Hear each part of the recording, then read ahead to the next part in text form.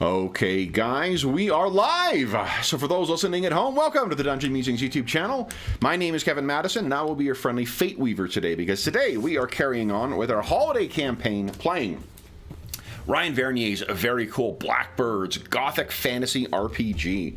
And with me today is almost the entire flock of Blackbirds. I'll go the order I've got you guys on the screen here. Why don't you tell us who you are and who you're playing? And we're starting off with a brand new addition to the flock. So first up is James. Right, so I'm playing Emmeline, a new member just joining, and a mysterious young woman who with her own secrets. So I'm not sure. Can I say what she does? If you like, yeah. Oh no! So she dabbles in the arts, shall we say? Very nice. She's an exceptional painter. This is becoming a Bob Ross homage now. So next up is George. Hey everybody, I'm George. I'm playing Wolfston the Wicked. He is a theurge. He just comes out and says it. And he happens to be of the Path of Odd and Ritual. Very nice. Next up is David. Hi everyone, I'm David, and I'll be playing Ronan Highgate, a follower of the Path of Bow and Blade, focusing on the crossbow. Very nice. Next up is Jeffrey. I'm Users. I'm Jeff, and I'm playing Alaric Stone. He is the healer / doctor of the party. Yes. Certainly had some work to do on that one count for sure. Next up is Dave, our resident walker of the Path of Craft and Expertise. Only in real life, Kev. Only in real life. I am playing Gita Avayan, and she is also of the bow and blade, and primarily spear technique. Very nice. By which you mean breaking them, right?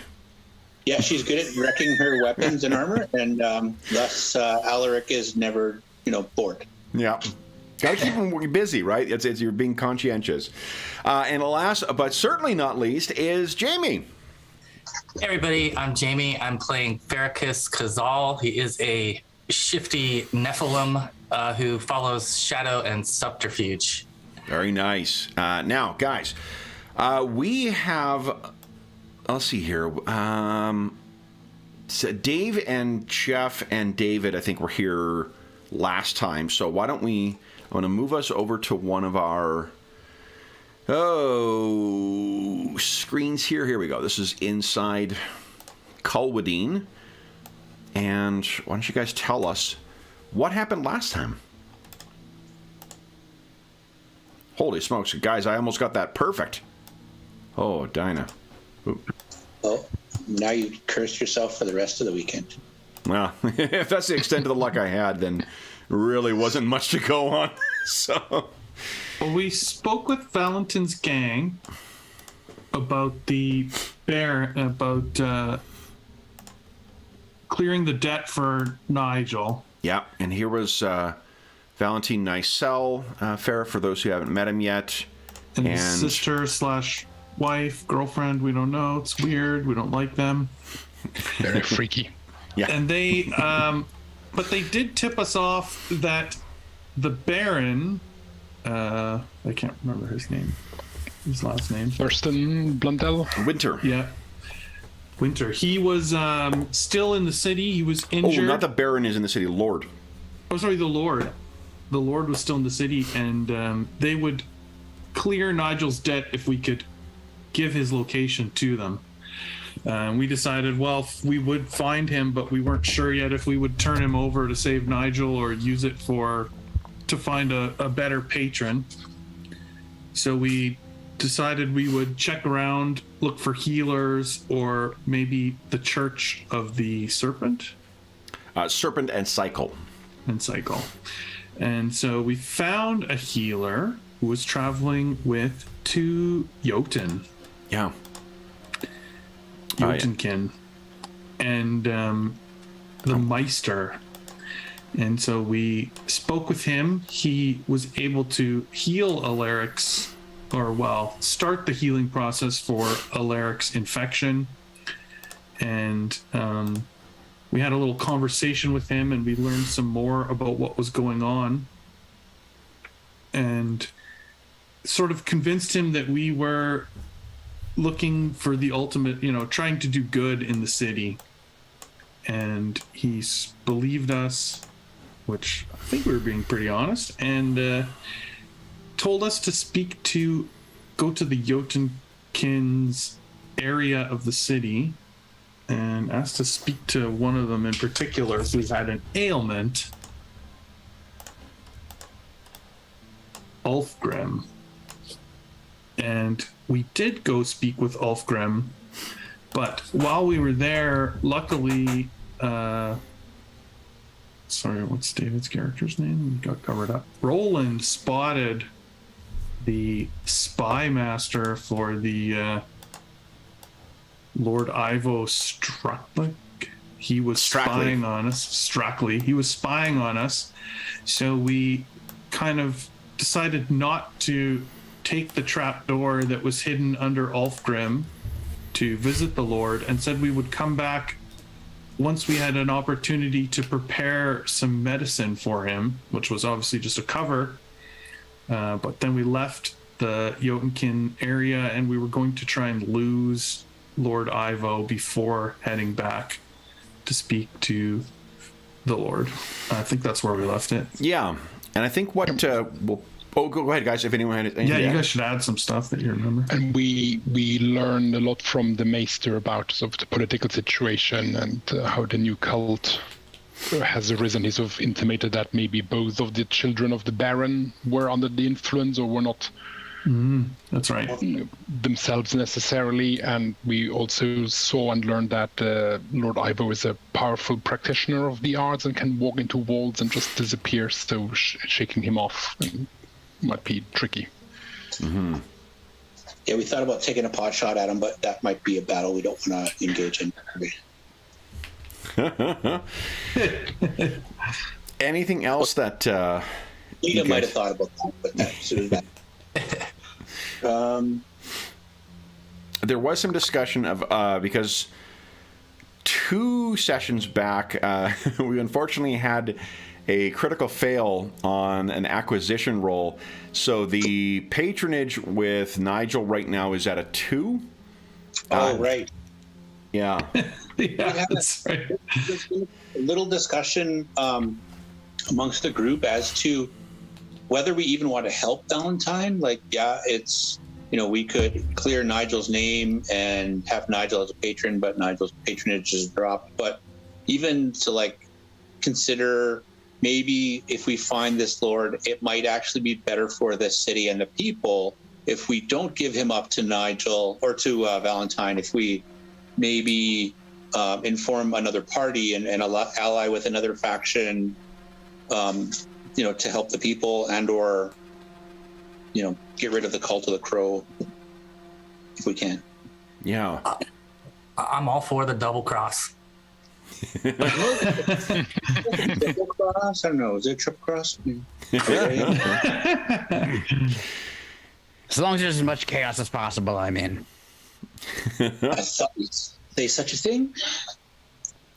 I think what the only thing to mention as well as just to reiterate is the Meister indicated that he did not believe he had known the Baron and his children, and he did not believe that either of the kids were acting the same.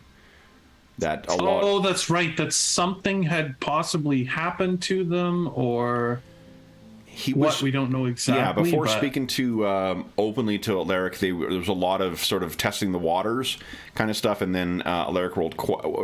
I think it was Alaric rolled quite well on one of his checks, and the Meister just took him into his confidence and indicated that the amount of sudden and unexpected betrayals that have occurred across Elkland was very suspicious, and seeing it happen firsthand was amongst the Baron and his family was convincing enough for him that there's something greater. He was certain that the Baron is still himself and that his current turn of heart is due to the influence of his daughter and the trauma of his son's betrayal. But, you can take that for what it's worth.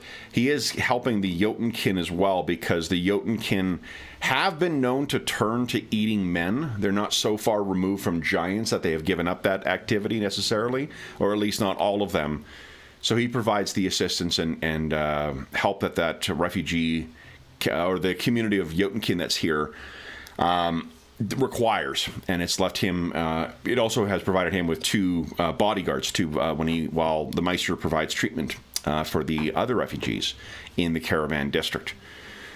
Any questions about what, for those who weren't here for that session, about what, or any of the last couple sessions of what's happened? You're inside the city at this point, so there is that benefit. None? We've discovered that we've been being watched essentially by Strackley, the secret police. Have they approached us at all? Have they taken hostile actions toward us, or are they just watching us? Just watching us, and we don't know if Ivo was interested in the Maester or in us, or both, or just happened to be there and noticed us having a chat with the Maester. But then we did see him spying on us after we left the Maester and we went to the Jotunkin, so kind of leans us a little more towards following us. Okay. And we learned that the plague that's in the refugee camp might lead to children of an Helios roaming the earth. We encountered some in the sewers. Yeah. Okay. So all good news. All great news. Yeah. It's all going well. That's an important detail, it seems.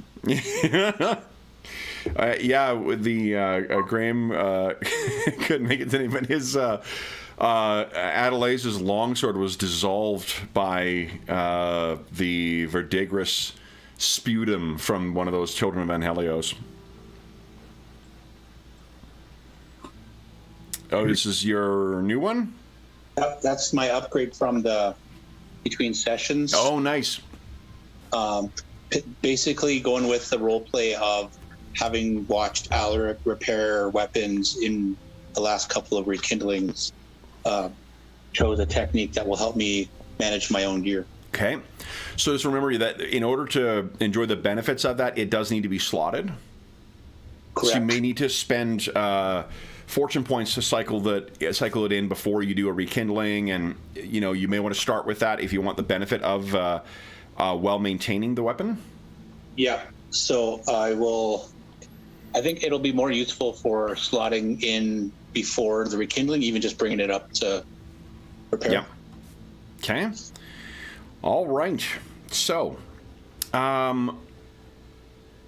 where our scene opens, I believe, is with you guys all, and we'll assume that Farrakis and Wolfenstein were with everyone in the Jotunkin encampment.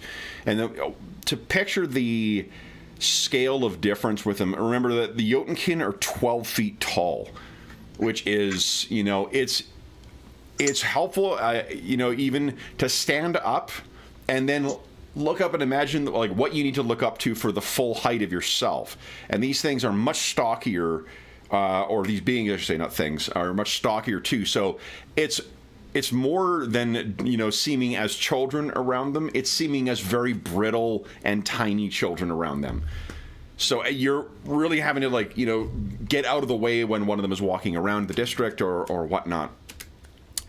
What I'd ask to get some dice rolling here is, Emmeline, would you kindly give us a stealth check, and everyone else give us a awareness check, please.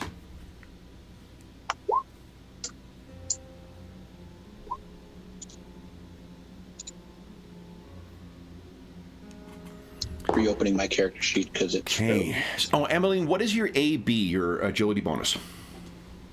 It is 5. 5. Okay, so you got... That's pretty good. That's 8. Then, so let's see here. Did anyone... Take a look at your PB and your degree of success, guys. Did anyone beat 8? Yes. Okay. Kita, all right. Now, Alaric did... Yeah. What's your PB, Alaric? 5. 5. Yes, that's 9. So you did as well. So here's the thing. Yeah. Unless anyone wants to spend any fortune points, I have some very good news. In spite of the holiday hours, the Misfortune Shop is always open. So anytime you guys want to deliver some misfortune to me, I'm more than welcome to exchange it. Quick question. My PB is 4, and Yep. I got a 41. Your CB is so your PB is 4, and you rolled a 41. Take the 10th digit of what you needed to roll, subtract what you did roll, and then add that to your bonus. So it's 50. That's Okay. 1 from 1 degree of success on the roll, and 4 is a total of 5. Yep. Okay. Does that make Got it. sense? Yep. Okay. It's different from some of the other, like Flames of Freedom does it a different Yeah. way. So That's it's what I'm used to. Yeah. That's why I was like, wait a second. Yeah. Okay. Thank you for that. Well, it's funny because I was using it this Yeah. way when we played last time, and Ingolf's like, it doesn't really matter, but I don't think we're doing this right. And I read it, and I'm like, I'm pretty sure it's because they decided different ways to do it in the different Vampires of Valiant games. Yeah. Yeah. Okay, Yeah. so what that Cool. means Thank you. is both Alaric and Roland, last call for misfortune. No? Nobody's re-rolling? Okay. What you can see is there is a young woman who seems to be following you. And James, why don't you tell us the look of the person who is skulking around on the edge of the what's become kind of the Jotunkin district. Oh, and James, your first time with this thing. So you're in the city of Culbadine. Culbadine is a city of about 32,000 souls, and then outside the walls of the city, there is also a several thousand person large refugee city, a refugee kind of community that's built up. The Culbadine is divided into 5 districts, but if you look at the gates coming into Culbadine, you'll notice that one of the sections of stone wall is completely collapsed and has been replaced by a wooden palisade, and that is because they recently suffered a siege that was successful. The 5 districts were the Caravan District, the Temple District, the Market District, the Craft District, and the Old District, but the Caravan District is now known colloquially as the Ruin. And in the Ruin is where the refugees who come into the city have been placed to relocate, and there's also a fairly large Jotunkin section, and because of their size and their requirements and whatnot, they just live they sort of keep to themselves, separate from everyone else. And who would like to tell Emmeline about the cost that is paid in order to get into Culbadine? I think it was 25% of the living beings that you're traveling with. So if there was 4 people, one of them got pulled aside into like a little cattle area to be sacrificed to the god of the crows. Yep, check. The cult Sounds of right. Corvus, the god of death, is in ascent in Culbadine. Culbadine has traditionally followed the world serpent, or the faith of the world serpent. There's a huge temple to the serpent and cycle in town, but this cult of the crow has seen sudden and important ascent as people have decided that they're sick of waiting for the cycle to turn. They want to see if they can force it with Corvus's help. Our heroes did not sacrifice anyone. That's why Andrew can't play anymore, is because we had to give up his character. No. Yeah, it seemed like it worked out. For It worked everybody. out. It was a fair trade. The look on Andrew's face was really quite... we're glad we got it on camera. That's why he decided to stop playing too. So So what... Emmeline, I think that you have found some other way to get yourself in, because it sounds like you did not have any lasting connections with anyone when you arrived here. But what does everyone see? Lurking on the edge of this Jotunkin district, trying to remain unseen, but following these faces that she recognizes from her dreams. I guess if somebody got a decent look, they'd see that she's, sort of average height, but with a black robe, but you can see that she's got sort of some lace accoutrements on there, but they're all of a bit shabby. They were clearly of good cut before, but a bit shabby now, of a bit of crumbled richness. So she's just flitting from one shadow to the next, trying to get closer and to find out, to inspect the five of you. And why don't Roland and Alaric give us I think it is deception? No, it is a guile check. And Emmeline, would you give us a scrutinize check, please? Let's see if you guys give up the ghost here. You know, this is a non-sequitur, but for decades, I thought that saying was "give up the goat." That's awesome. I was like, well, there's such a thing as a scapegoat, so this makes sense. This must just be giving up your goat. Right? Yep, I love it. Okay. I'm going to use that now. Anyone wish to spend fortune points for a reroll? You got no crit fails from Roland or Emmeline? Yes. Go right ahead. These are Star Trek Adventure style things, James. Like this should be flowing fast and furious. They're going to come back to you. It allows me to do fun stuff with my adversaries. Oh, and we got a crit fail. That's fun, right? Yeah. Just ask what's it, Adelaisa and her fun longsword. Or Gita and getting a spell cast on her that might be helpful. Yes, that's right. Okay, so you're fairly obvious. Emmeline, do you want to spend a fortune point? Oh, I think she's been tracking a while, so luck was bound to run out. Okay. While it's clear that Roland, you actually make eye contact with her over this distance. You've got that, kind of marksman's distance. So there's a moment where you can feel almost like across a football field's length. You make eye contact with her, and then look away. And Alaric, however, you are completely you don't tweak to her or don't make it clear to her that you've seen them. So, Roland, you may have given away the that you've spotted her. Alaric, you have not. What do you guys do? I think Roland's first thought is that it's Lord Ivo again because of the black, and so flitting from shadows to shadows, so his hand will go to his crossbow almost automatically, and then sort of realizing it's not Lord Ivo, but very obvious that he spotted something. Yeah.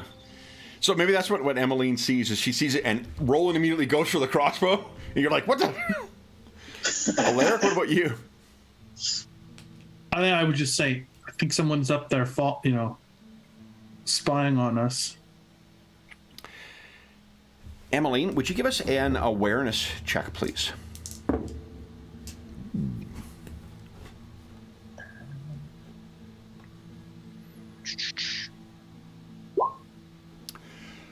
You hear footsteps. Your focus is on everyone, and there you can picture you're near a ruined wall. You're kind of peering around the corner, seeing where everyone is. You've seen Roland look at you and go for the crossbow. You step back, and then you hear footsteps right to your side. And what do I see? Well, let's click on your token, and go ahead and click on Initiative. Initiative's in the same place as in Flames of Freedom. To see if you beat whoever this is, or whatever this is. Okay. Oh. Okay. So, just Emmeline at this point. Oh, sorry. Yeah, that's okay. Jumping the gun. That is quite all right. Well, like an enthusiastic. Let's get a scrap. You ready to go? I'm doing initiative just for my own reasons. It has nothing to do with what else is going on. So, Emmeline, what happens is a figure that smells like kind of like musty, like musty old clothes, suddenly appears next to you and is trying to grab hold. Now, you didn't hear the person, so you are not surprised. But it is Lord Ivo Strockley, someone you do not know. They have a strange metal mask across their face. And he is trying to grab you. I did get a success, so you could try and dodge if you'd like.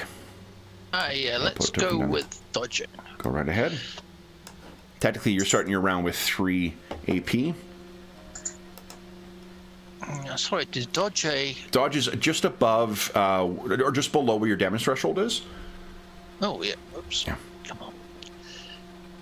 It's in a not intuitive place, but as soon as you see it, you're like, it kind of makes sense that it's there. Because it's right above where the weapons are. Oh, yes. So...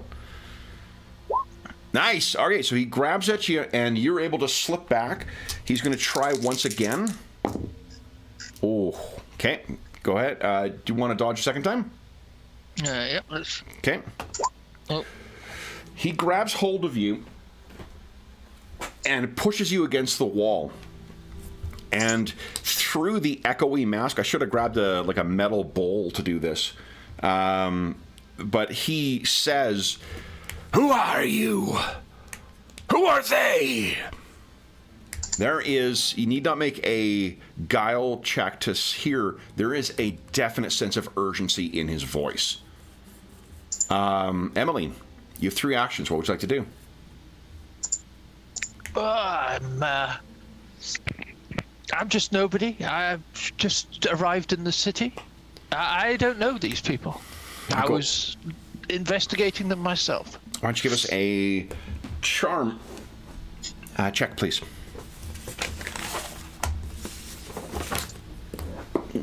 Okay. Ooh. Yeah, your voice is a little... Well, first off, you could spend a fortune point and re-roll. Let's give it a go, although with that chance, it's not a... Okay. Oh, let's give you guys... Critical fail. That was better. Fabulous. Okay. Well, you don't want to be throwing into that lot. So, You scream at him. You have 2 more actions, or 2 more AP. What would you like to do? And you're just... The shock of seeing them and then being grabbed by him, it's just a little too much for you. So I'll try and just get out of, get out of it, break free and run. So sort of dodge out. Once again, I got Queen caught in my head. Nice. It's every time, no joke, without fail. Yeah. I know, nice. James phrases it that way and Will phrases it that way about breaking free instead of escaping. And every time, it's Freddie Mercury in a dress. Okay. So that's great. Well, actually, this one, it would be a coordination, not a dodge check. Oh, a dodge is coordination anyway. Okay, so you shake free and it's contested. So let's see what he does. Ooh. No, it's just, forgive me, it's contested. You just need to win it. Which you do. So you're free. You have 1 more action. Do you want to save something for defense or? I will run all out towards, away from him, which will also take me It towards will give him a the free strike against you too. So there's like a withdrawal type, but it's 2. But it costs 2 AP. You could spend, if you want to withdraw, you could spend fortune point, get another extra AP. Okay, I'll do that. Okay.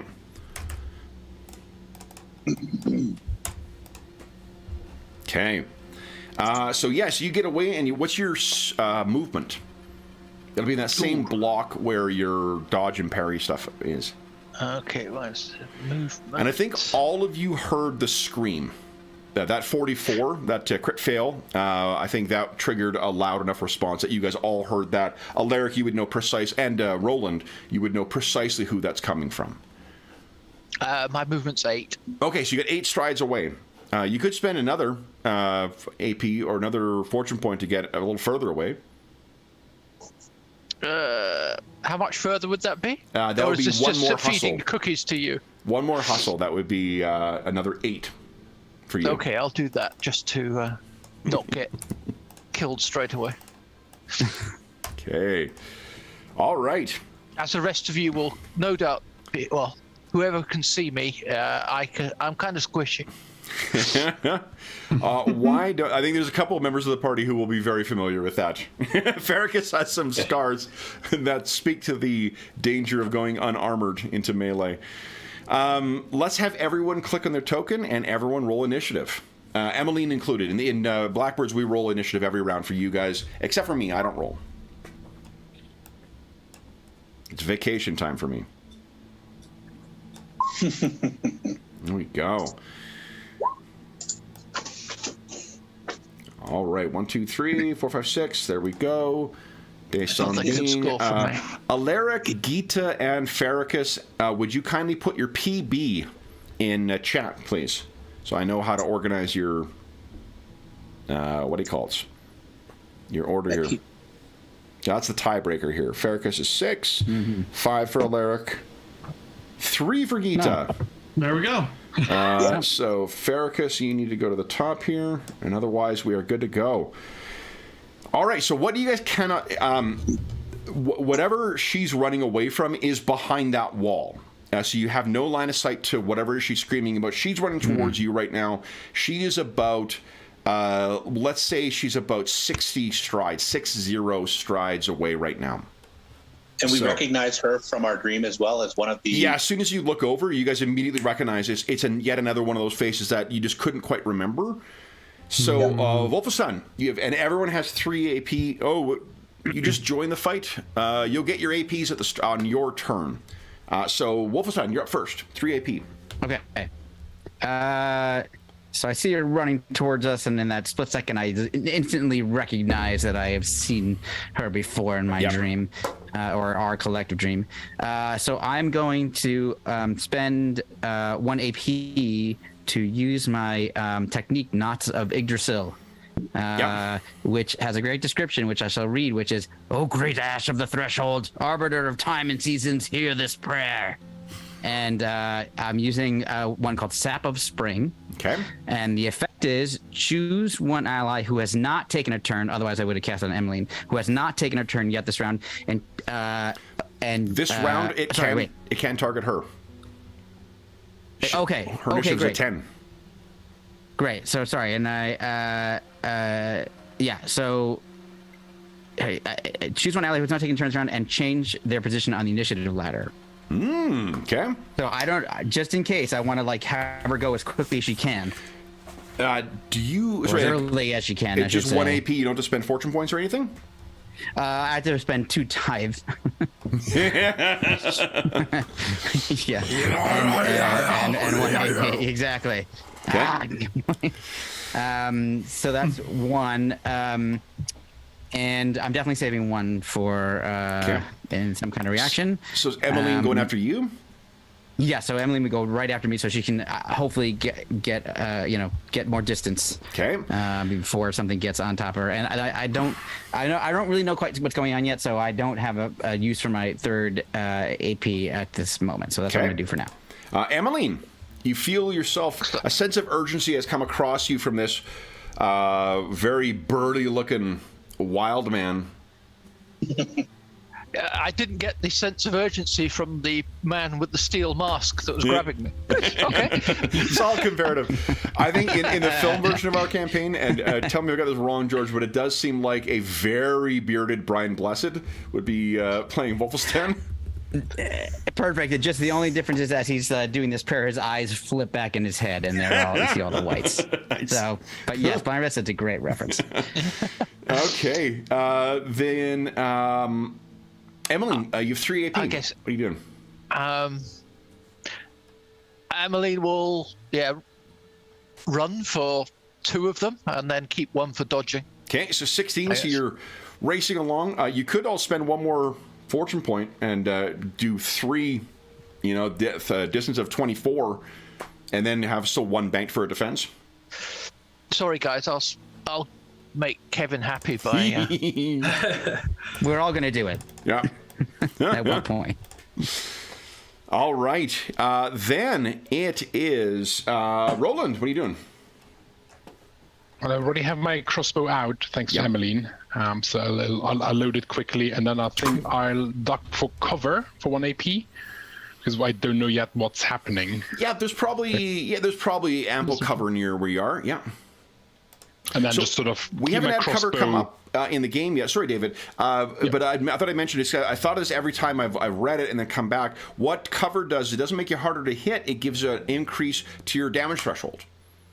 So depending how much you're behind, it makes it harder to injure you. So, sorry, nice. David, because it came up and I keep forgetting to mention what cover does. And then I'll just aim my crossbow in the direction where she's running from and wait to see what's actually chasing her. Okay. Farrakis, you're up next. What are you doing? I think Farrakis is going to try to hustle into position so he can see where the commotion is coming from, because at this point he can't see. Okay. And I think upon seeing Strockley, I would like to spend a fortune point to get another AP and attempt a skewering shot. You can't see, actually, remember, Strockley is behind a where I should stop taking the point then. You don't have line of sight to him. Oh, okay. Yeah, he's behind a wall. So I guess then in that case, I will. All you know right now is that Emmeline is someone from your dreams who's shouting and who screamed and is racing towards you guys. Right. Then I will. Did I mention the magical bomb on her back? Or did I? No. I think at that point, with Farrakis having maybe some recognition of her from the dream sequence, he would be looking behind her to see what she's running from, and he would keep his APs for dodges. Apparently. Yeah. Alaric, you're up next. 3 AP. What are you doing? I would look for some kind of cover and take cover. Okay. Then Gita? I think Gita sees Farrakis rush forward, and she will do the same and form up next to him. So she use 1 AP up to him and save the others for defense and ask him what's going on. Okay. Then... Because he has all the answers. Farrakis, what's going on? What is it? So I know not. On his turn, what you see is around the wall. There's almost like it's almost like a bird of, like starlings can move as if they're in one kind of thing. Imagine little motes of oily smoke that sort of form together to form a bird that moves up and then disintegrates as if the flock was disappearing. And then you see nothing else. Oh. End of the round, guys. Everyone click on your token. Go ahead and click on initiative.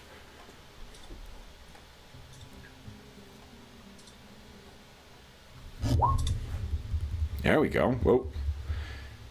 And remember, you can spend fortune points to move yourself further up the initiative ladder on a 1-for-1 basis. Let's hear 1, 2, 3, 4. 1, 2, 3, 4, 5, 6. There we go. Farrakis and Alaric. I know Farrakis is faster, so I think that's in the right order. Here we go. Gita and Wolfstan. Wolfstan, what's your PB? My PB is, get to the other page, is 4. 4, okay. Mine's 3. Yeah. Okay. Then Roland, you're up first. Got 3 AP. I'll stay in cover. I'll look over at Wolfstan and sort of shout something along the lines of, Wolfstan, any ideas of what we're dealing with here? And then sort of scan the sky for anything that might reform, or obviously Roland has no idea what this is, but he'll keep an eye out. Why don't you give us an awareness check, please?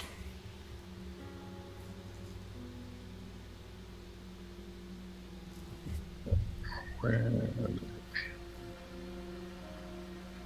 could fortune point that if you like. Yep, absolutely. You got it. Okay.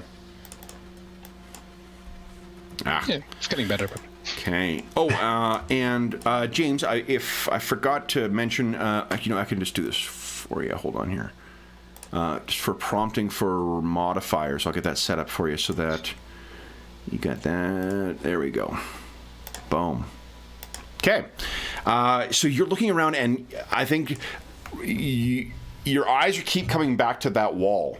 So you're really just sort of like, getting very quick glances, but not enough to take in enough information. And to be honest, there are so many alcoves full of shadow right now. So like he could be anywhere if he is indeed moving through them. Anything else you're doing with your turn? Is it possible to ready an action? I don't think so. In the way like PF2 or D&D has it. Let's just double check. I was thinking about that a moment ago because I do enjoy it. I think. Let's see here. Didn't see it in the combat action, so. Yeah, it might be under one of the other. Let's see here. Hustle maneuver. I thought there was something in aiming that you could do, but I think that's maybe only let's take a look here. Take aim. Yeah, the narrative is that you take aim and wait for just the right moment, but the mechanics are just at +1. You know what? So we're going to house rule, I think, because we've all, played PF2 a fair bit too, and I really like the bank 2 to get 1 action. So why don't we do that? And then the only thing we'll add a little bit of tension with it is we'll make contested coordination checks. So to try and act before someone, it'll be a contested coordination. So for those of you who are ambusher types who have good coordinations, that should favor you in that sense. And if you fail in that, it won't mean anything. If you critically fail, it means you lose your action. That feels very Blackbirds in spirit. Mm-hmm. Yeah. Okay. Sounds good. Okay. So does that affect... I know you were spending your AP before. You speaking, I don't think, takes up any action. So if you want to bank 2 to take a shot or something like that? Yep. Okay. So just think again, we'll treat it like if X, then Y, like other kind of games ready actions. Yep. Emmeline. Speedy Emmeline. You suddenly have some Wolfenstein-born speed here. What are you doing? I will keep running. I'll run 2 and dodge 1, as it were. Okay. Do you want to take an extra 1 to make it 24 again? I'll just leave it for now. Yeah. Keep me from having everything. Okay. All right, so she is running, but she seems to be slowing down a little bit. Then it is his turn. Whoa! I mean, nothing. I like seeing those doubles. Wolfenstein. What are you doing? All right. So here's what I'd like to do. Not quite sure how this will work, but based on what Roland said to me, and considering the fact that I have Witch's Blood, which will make sense when I put this into chat, basically I have this kind of preternatural sense of the odd. So what I'm trying to use this for, and this would be you making a secret check, is to see if I sense, like, I don't know that he just had a turn. So, and I don't know if he just disappeared and went somewhere else. I'm trying to see if I can sense if there is a presence here of the odd. So it gives a forewarning for Odic manifestations, which is like the consequence of Odic dice coming up with 6s. So that's rules is written what it does, but why don't we do this? Why don't you give us, because you can, every Theurg has the odd sight vitiation or odd sight ability. Yes. What is it called? It's under the common, or maybe it's not even it may not even be a vitiation. It might just be your odd sight in general. Yeah, odd sight. Here we go. Why don't you give us a scrutinize check, please? Scrutinize. Yeah, Alrighty. and it'll cost you 2 AP done during combat, and then awareness. Awareness. Okay. Mm-hmm. And okay, nope, awareness. Scrutinize. Forgive me. Oh, Awareness is just. I meant to say I was going to do scrutinize. But... So where's what it's sort of is to sense illusory or glamoured objects, which are usually perceived as both what they are and what they seem. You make the awareness to see past the illusion, that's not what you're doing. You're just trying to sense the presence of outsiders or those who have relationships with it, which is scrutinize. Okay, perfect. So difficulty rating? For this, it'll be standard. Okay, great. So here we go.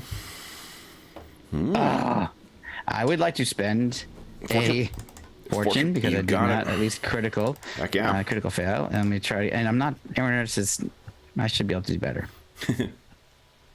But not. You did. Worse. Dude, I feel like I should have let you make that as a secret roll too, so that you could have told me something that was a total lie. That's and way I- more fun seeing you guys shoot through the fortune points. That's awesome. So you're trying to sense, and it's just I think that for whatever reason the Odic wins, or the Odic it's just things are very twisted here. I mean, this is the scene of a brutal, where an army broke through and savaged part of the city. So I think looking here, there's a lot of turbulence and whatnot that's going on. That's 2. You have 1 more AP.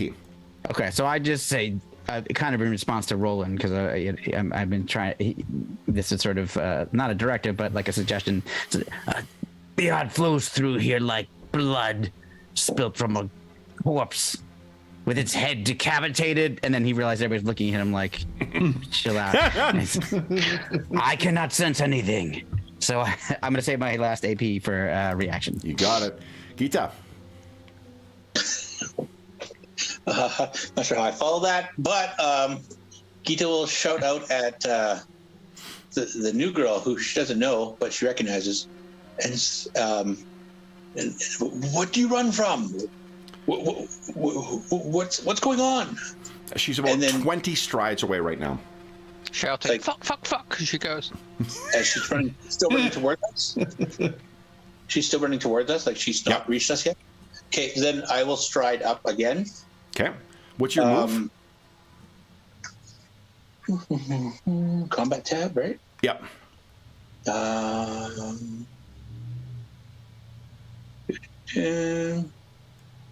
Where's my move? You know what a movement. responsible Fate Weaver would do? Just put together a little chart with everyone's bonuses on it and their movement.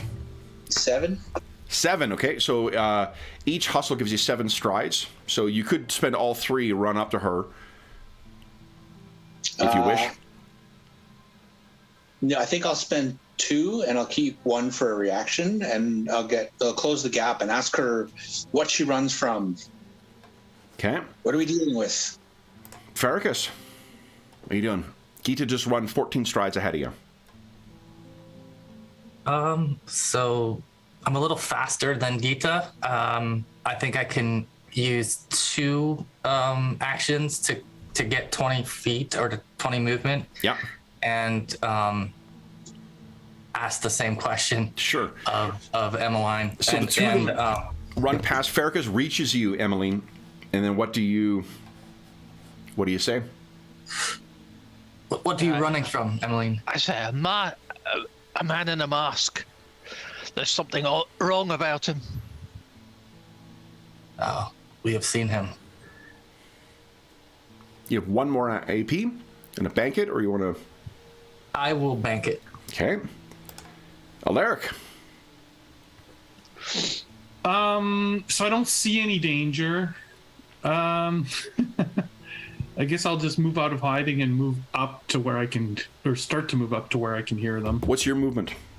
I think it's 5. Is it by encumbrance? Oh, 7. 7, yep, okay. So each hustle would move you 7 strides. Okay, yeah, so I'll move up to where they are. So that's all 3. Do you want to give me any, spend any fortune to get No, an extra? I don't want to spend any You fortune. don't need defenses? No. Actually, why would you? It's the end of the round. So everyone, well, click on your come on. token and go ahead and click on initiative, please.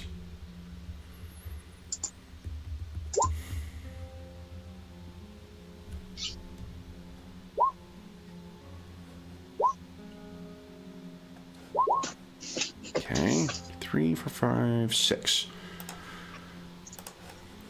Let's see here. Gita's a 3, so unfortunately he is faster than you. Roland, you're first. What are you doing? Seeing as nothing is chasing after her and Wolfstan hasn't detected anything, Roland will take 2 APs to stride towards where this group is now sort of gathering, but keep 1 in reserved in case something does happen. Okay, Farrakis? So let's see. Farrakis will take an action to move closer to where Emmeline came from. Okay.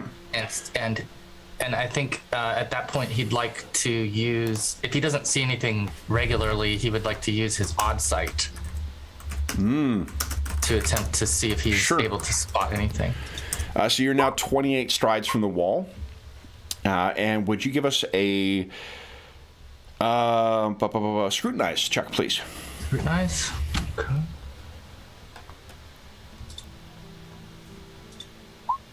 Wow. Yeah, so there you see the telltale signs at that wall. There are frayed tendrils coming away from the darkest places of it, almost as if someone had torn through the shadows. Someone has worked some kind of vitiation there. You could give us a academics. Are you trained in academics or in education?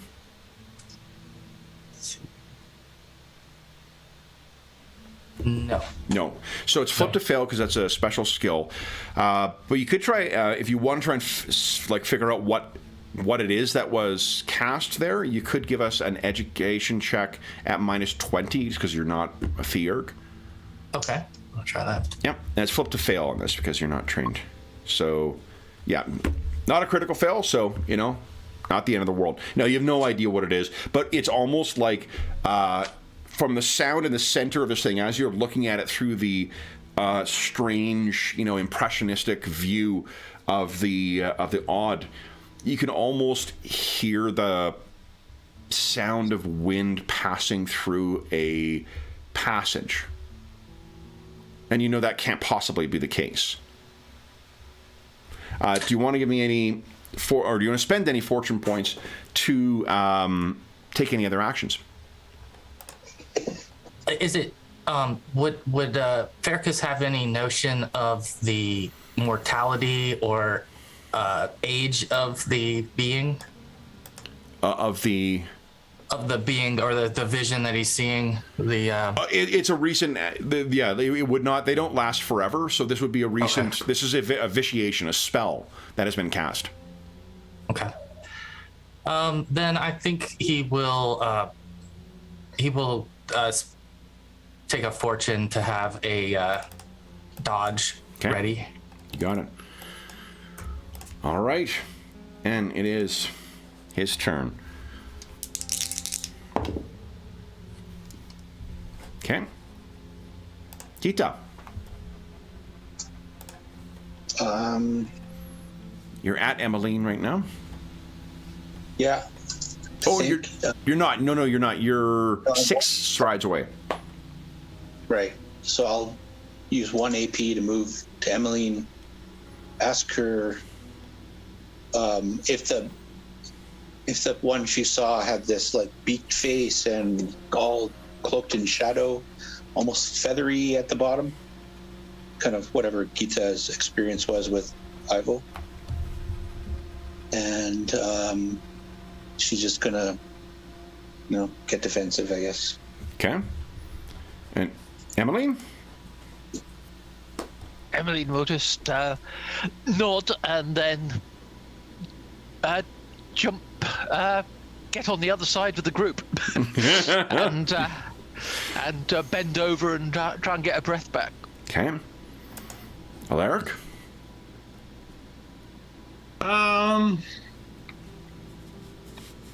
He's right up by... You're right up with everybody, and Emmeline has kind of hidden behind all of you. Yeah, and I'll turn to Emmeline and say, I'm Alaric. And it's so strange because all these faces are ones you've seen in your dreams, Emmeline. I'll do And I'm Emmeline. Pleased to meet you. You should be safe with us. Hopefully. Full sun. I have a vitiation that I want to cast, but I have no way of targeting the source of the spell that was cast, nor do I know if I'm aware that it was cast. Yeah, you're not aware that someone any spell has been told me. cast either. Only Yeah. Farrakis has seen that thus far. Yeah, so unless somebody has alerted me to that fact. That's my I kind did way of see saying him- that Farrakis actually could see shit. No, but if I were anybody else, I wouldn't talk to Wilston either. But I did see him like suddenly, sort of turn into birds and then evaporate into nothingness. It was a single bird that came up, seemingly made. The reason I mentioned the starlings is those little motes of oily right. They made up the Yeah. form of a bird and then dissipated. Right. So that to me is suggestive of this is a powerful being of the odd, and it makes me nervous to deal with it. But I don't. There's nothing I can't target him unless I can see him.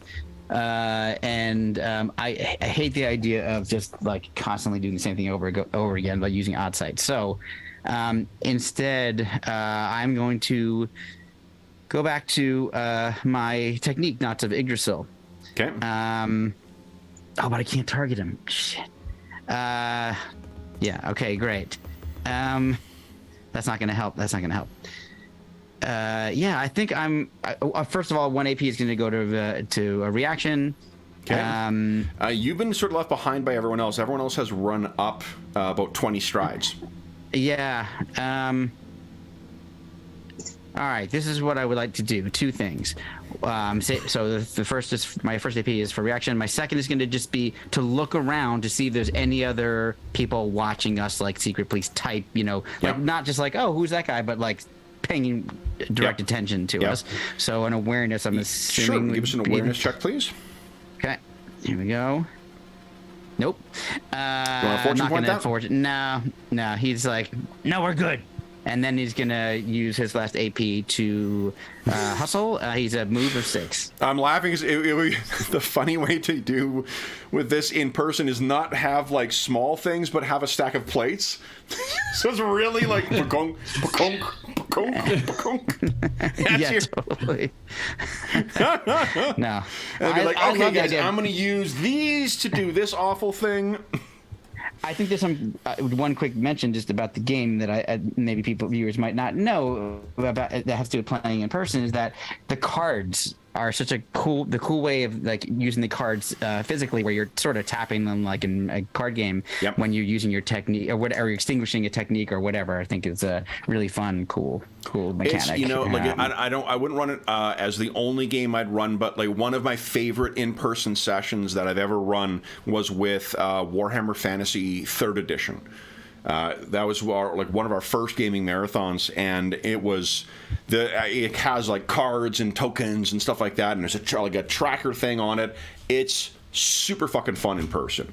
Lots of things you're doing with it. That's awesome. But anyway, so what do you do anything else? So I reaction, awareness, and then hustle. And then hustle. Okay. So and what's your speed? Which is 6. 6.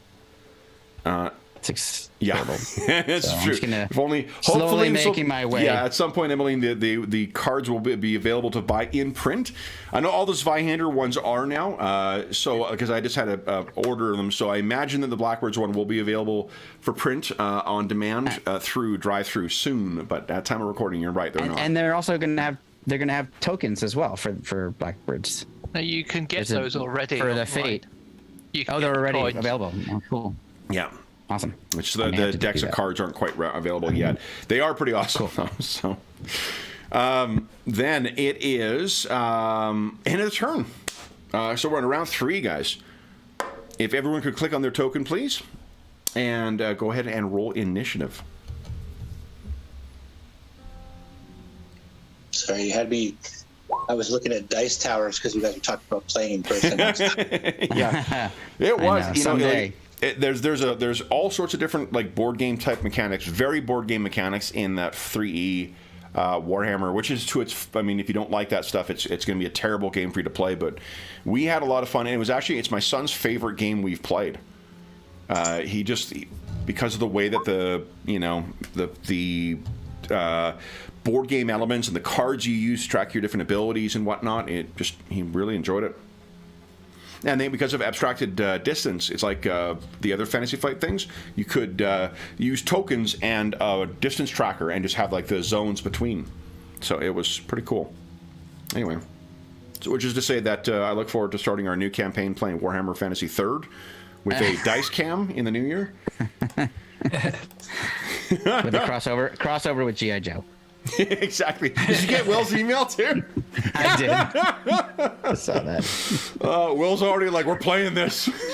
So, let's see. So Farrakis is going before Alaric, and then Emmeline, what is your PB? My PB is. Wasn't it 6? Sorry. I think she's 5, but let me double check. Sure. Wrong tab. Perception bonus is 5. 5, okay. Then you're tied and you go before the bad guys. So, or the unambiguous guys.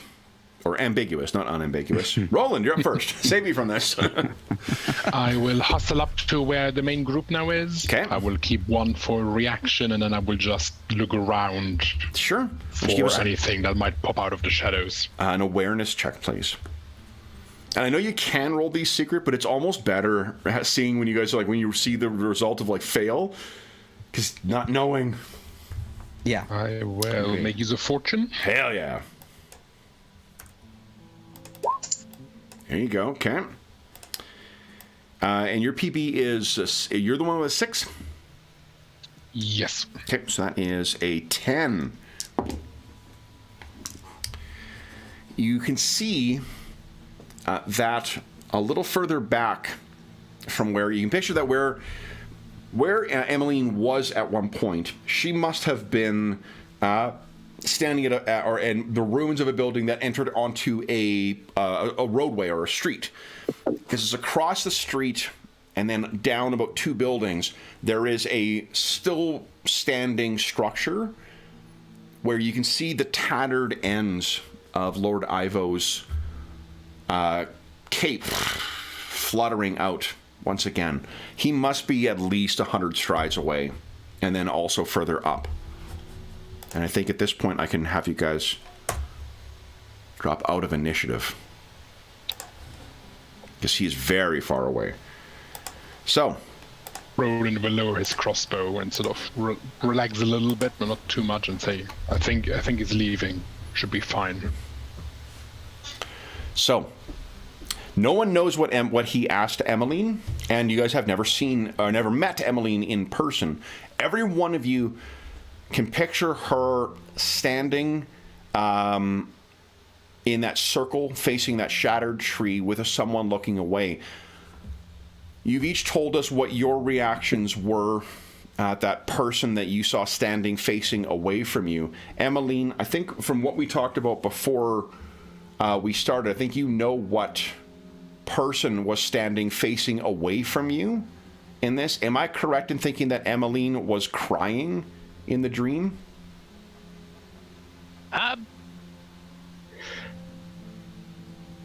Emily doesn't cry much, so she would maybe be shaking. When she achieves her goal, would she? Oh, yes. Okay. Yes. So that's what you recall. Each of you knows what personal connection or what personal relationship you had to your thing. David, I don't think we've gone through it with yours. What Will had described it as is Roland did the William Tell trick with his wife. So he kind of burrows her. So the each of you has a different reaction that you gauge based on the personal connection. I'm not sure. You guys can tell me. I don't remember you guys talking about this with each other of who you saw, but you recognize the reaction that Emmeline has, that is very different from the person who presents before you right now. What happens next, guys? Do we think he's gone? Seems to be heading away, and a sort of motion towards the structure where I caught sight of him. Roland, when you look up again, it's gone.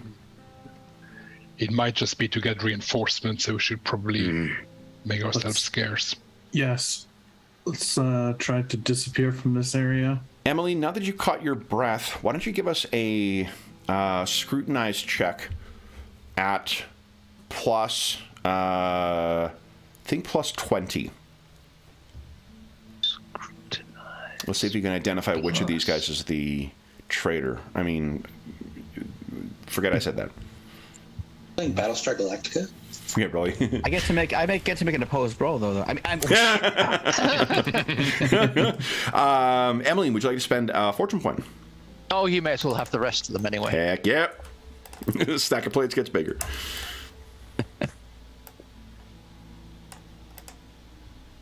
There. So as they're sort of talking about this and talking about this stranger who grabbed you, you have no context of who this person was. Emmeline, you're thinking to the tone of his voice.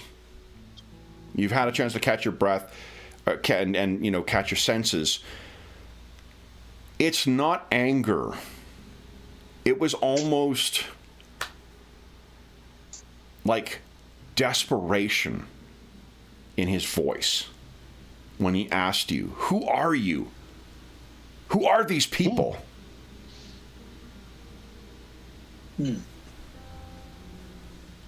These people, the way everyone else, the rest of the flock seems to be reacting, they seem to know who he was. The way that Roland's saying, I go and say, who was that man? You know him? He wanted to find out about you.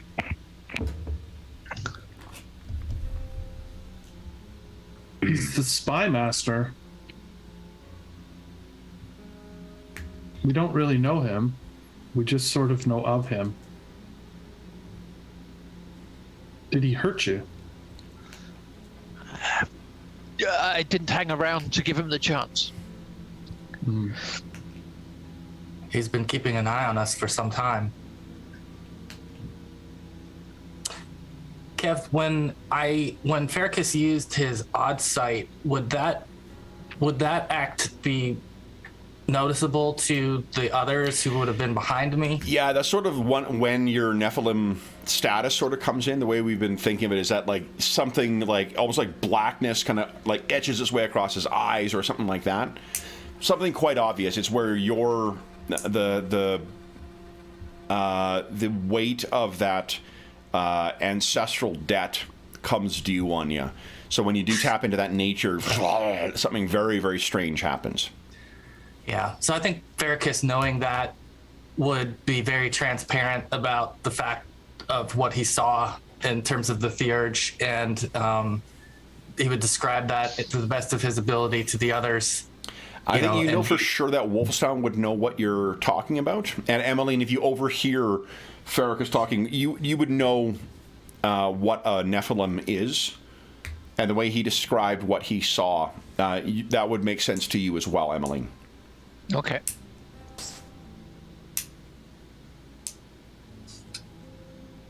This is no regular creature we deal with.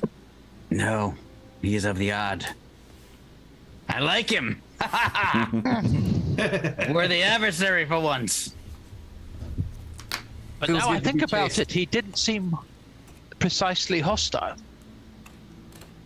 He is toying with us, I believe.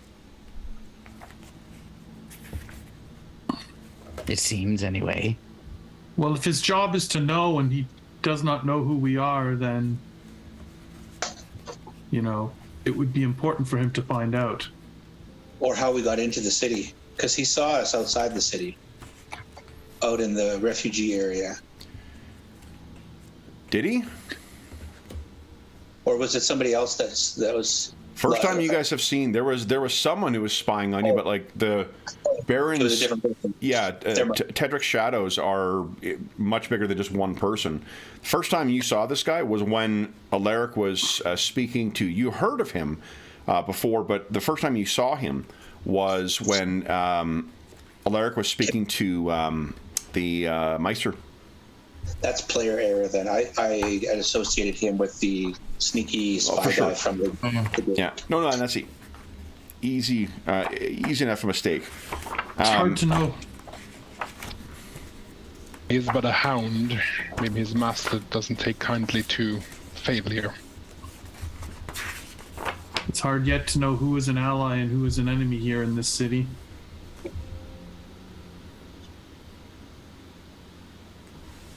It's true. So Observing us does not make him our enemy.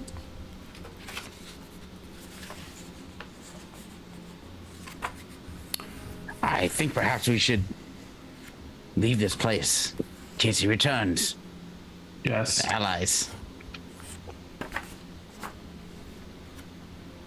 Where shall we go? That sounds good.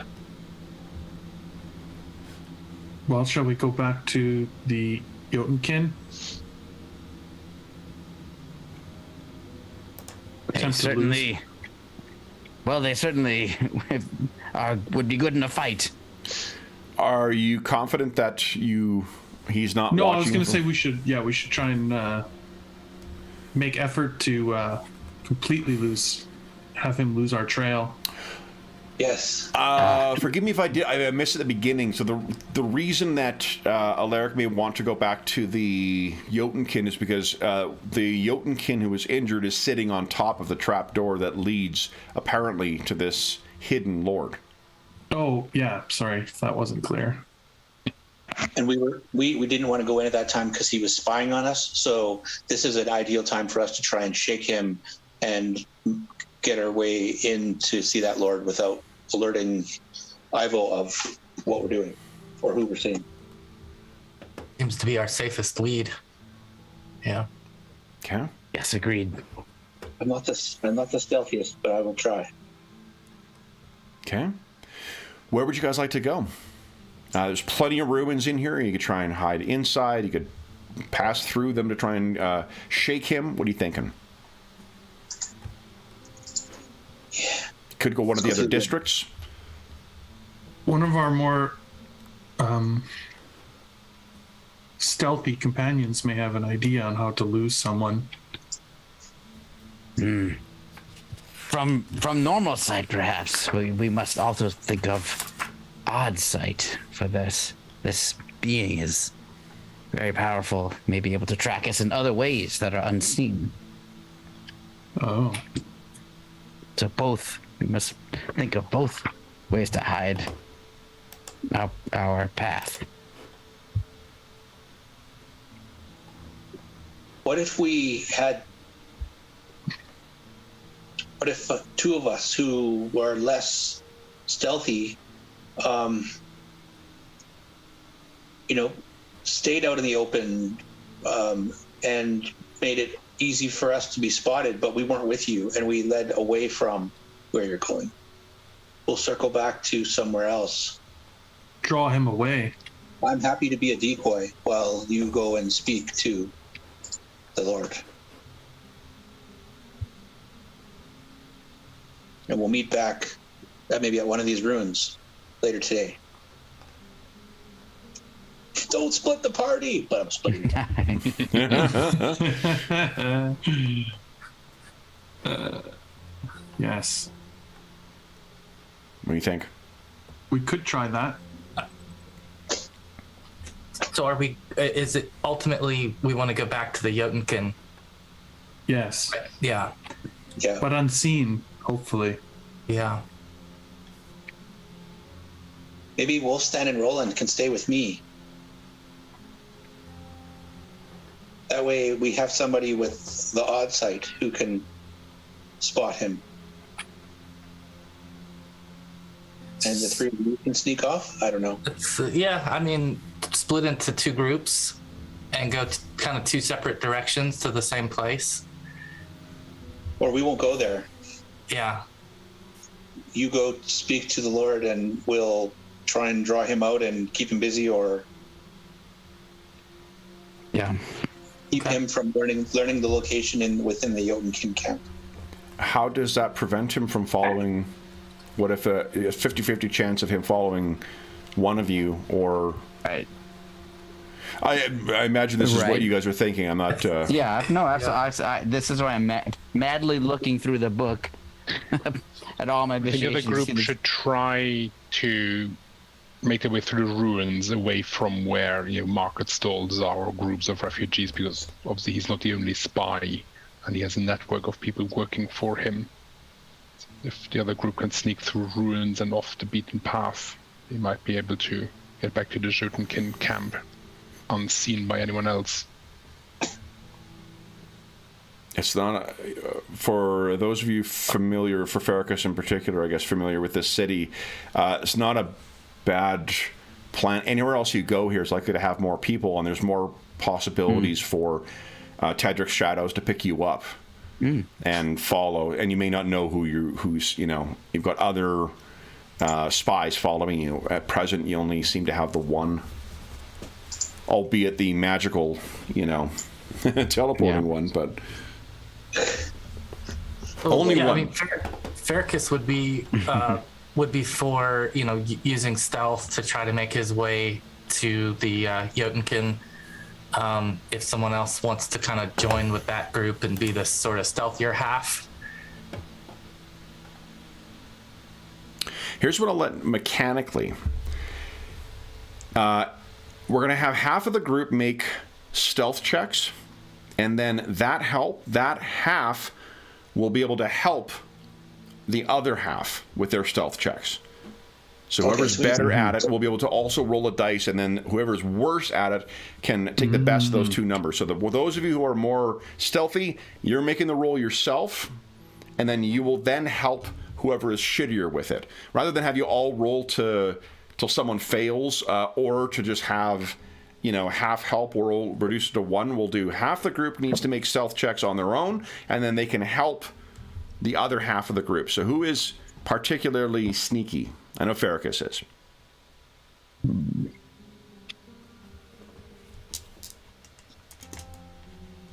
Not me.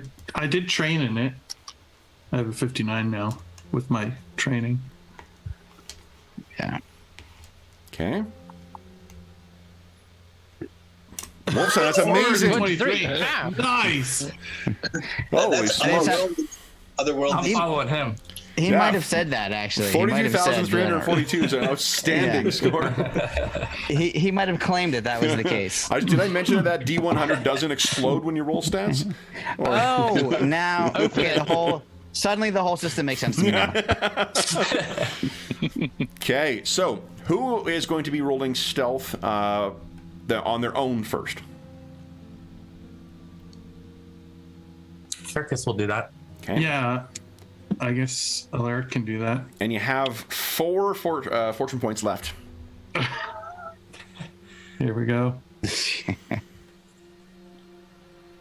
It's just standard, right, Ken? Standard difficulty, yeah. Actually, we'll give you plus 10 because of the... Oh, look at that. There should be some kind of bonus for rolling prices right on Yeah. the number. Yeah. So you already... you've got your success. We need 2 more rolling just flat, and you have plus 10 to your stealth check. There's lots of stuff to try and walk your way through or hide underneath. So who would like to roll next? Farrakis will roll. Okay. Great. This is 10. You want a fortune point that? Yes. Okay. Yes. Damn. Fergus. There Yes. you go. Nice. Okay. And then who is the final person making their roll? Who's feeling lucky? It's definitely not me. Well, Am I'll I say is if intrigued? someone rolls a critical success, you Yeah, will be I'm able on. you'll take also a success for someone else. Do you want to go, or shall I? There's not much in it. You go, Emmeline. Yeah, go for it. Plus 10. It's plus 10. Yeah. Go. Ugh. Fortune point that? I guess. Yeah, I think we have to. There you nice. go. Nice. There we go. All right. So the remaining 3, you're making the roll, but then someone else. So who? We need Wolfistan, we need Roland, and we need Gita to roll. So why don't we just go in that order? And then who is helping? We'll go actually the reverse order, you guys. Same order you rolled before. So Wolfistan and Alaric is going to help. Okay. So go ahead and give us a stealth at +10, and Alaric give us a D10 roll. Okay. Please. What's 10? Nice. Not a crit, though. Close. Okay, so that's one more. Next up is Roland with Farrakis helping. So Farrakis, give us a D10 roll, please. Ooh, nice. Ooh. Okay. Then next up is, or final is, let's see here, is Gita with Emmeline helping. So Emmeline, give us a D10 roll. Gita, give us a stealth check. There you go, guys. Wow. So you are in the depths. Wait, why did I have 14? I've been a little greedy here, guys. Hold on. There we go. You find yourself, you duck into a completely barren part of this, and you guys are like begin hustling a little bit, run into shadows. You look around. You go through another place, you climb up and down, you climb through a cellar and then out of it to really try and make sure you found that no one is seeing you, and you've gone to a place where there's seemingly no one else around. And you're feeling, you stop and listen, believe you've lost him. But Gita, something in your blood stirs. Gita, would you give us a 2d6 roll, please? Can I use a fortune point to switch my talent? As soon as you make this roll, yes, you can. Whoo, mama. Thankfully, it doesn't explode. Yeah, fortunately, it does not explode, no. That would be great, though. All right, so Gita, what you see is first you hear a voice muttering, "Help me." Let me get it set up on the GM's layer here. You can picture you're all sort of in one of these ruined buildings here. There are ways out on either of the side, but there are also walls within here. It probably is only maybe like 4 strides by 4 strides. And go.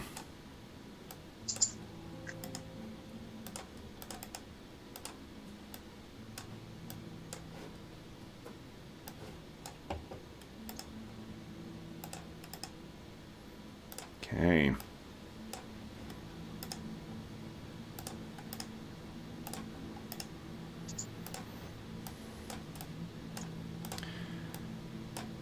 And staggering in from around the corner are 7 shambling forms.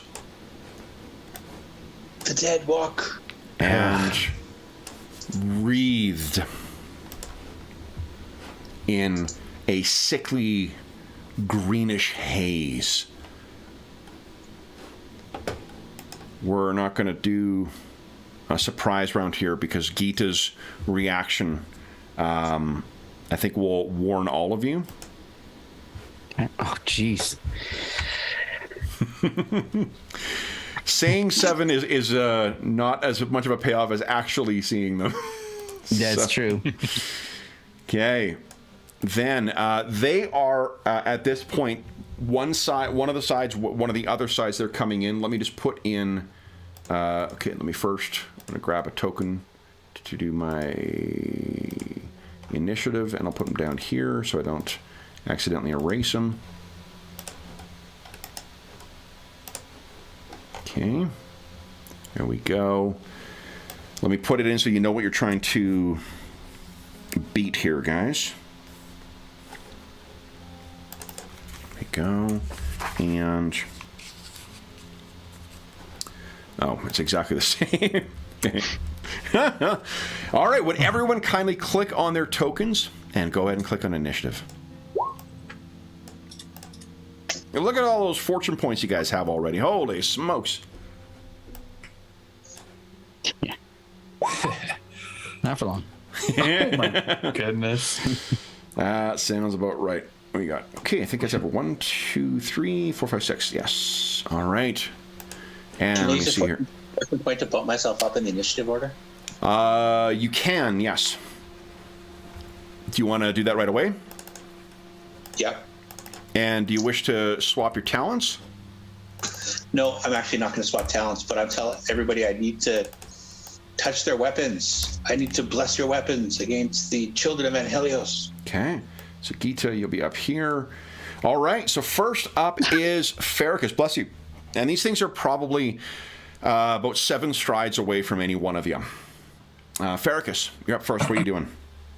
Farrakis will run towards the nearest one, pull out his longsword, and take a strike towards it. Would you kindly...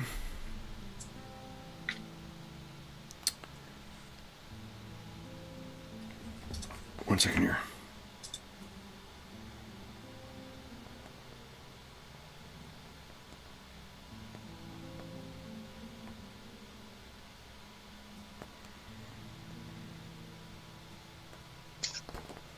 Oh, I don't need to touch everyone's blade sword. Would you give us a... sorry, Farrakis, as you run into that greenish fog, would you kindly give us a resolve check, please? Standard. Check. There it is. You brought a spare, didn't you? Success. All right. So no problems. You run in, and then what was one stride or one action? Oh, what's next? Yep. And then he will take a swing with his longsword at the nearest creature. Okay. Go And right ahead. 1 second. Nice. Okay. Is it one of the ones oozing the green goo that you're running up to, or one of the other ones? The miasma is hanging around all of them, but just so I know which one you're trying to target. Yeah, I think one of the ones that's emanating the green goo. Okay, you got it. All right, so then that is a hit, not a crit. Let me roll parry for them. I have a 75 chance here. With batters, you longsword aside, you have one more. All right. Take another attack with the longsword then. Go right ahead. That's minus 10.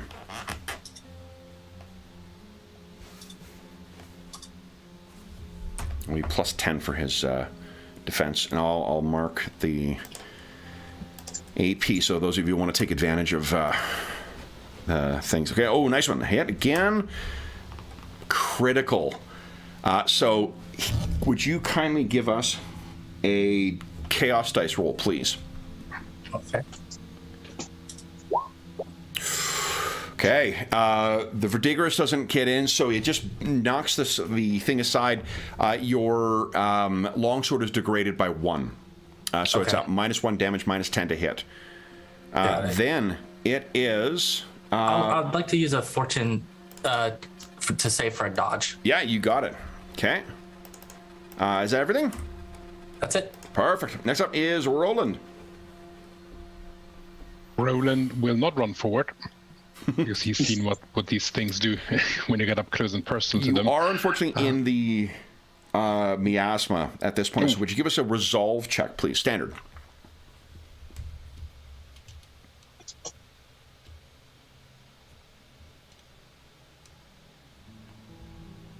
Oh, there we go. You want to hero point that? Yes. Go right ahead. Hero point. What am I sorry, I was playing PF2 yesterday. Yeah. We all know you. Fortune point that. Yes, excellent. Okay, no problem. So you stealed your resolve. What are you doing with your actions? Well, get my crossbow out, load it. I'm assuming you've had it out the whole time. You guys were running from while we were sneaking, maybe terrifying thing. So that's fine. Okay, I will quickly load it and then shoot one of the green ones, the same one that Ferricus struck at. So you are you aiming at all? No, I'll save 1 AP for. Oh no, I don't need to spend AP to load if I already had it in my hands. So yes, I'll aim. Aims. Okay, so plus 10 to hit, plus 20 because of your crossbow ability. Yep. And I think it's at point blank range, isn't it? So it might be another plus 10. In which case it'll be like minus. And your crossbow is fast, so the penalty to the dodge is going to be pretty substantial. Just double checking the point blank thing. I don't know if I'm remembering that from a different game or that is a thing in here. Here we go.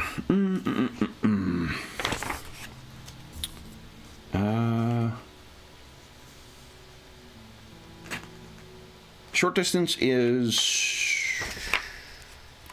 There is no such thing as point blank range. I'm just very excited to give you guys bonuses. So we like that. Plus a total of plus 20 then. So go right ahead. Nice. Okay. So and he has a minus 30 to his dodge. So that would be a dodge of 10%. Fuck. Hits. All right, and that is not going to be enough to hurt, but you could spend a fortune point to add plus 6 to damage. Yes. Okay. Let's do it. In which case, why am I opening the token? That brings it down to 2. Okay, anything else? No, I'll save the last one in case they rush forward. You got it. Emmeline, what are you doing? First, give us a resolve check, please. Standard. The stinging miasma is clawing at your feet and ankles. Okay, but it's not unnerving you whatsoever. And so I will draw my dagger, but I'll pull back. Okay.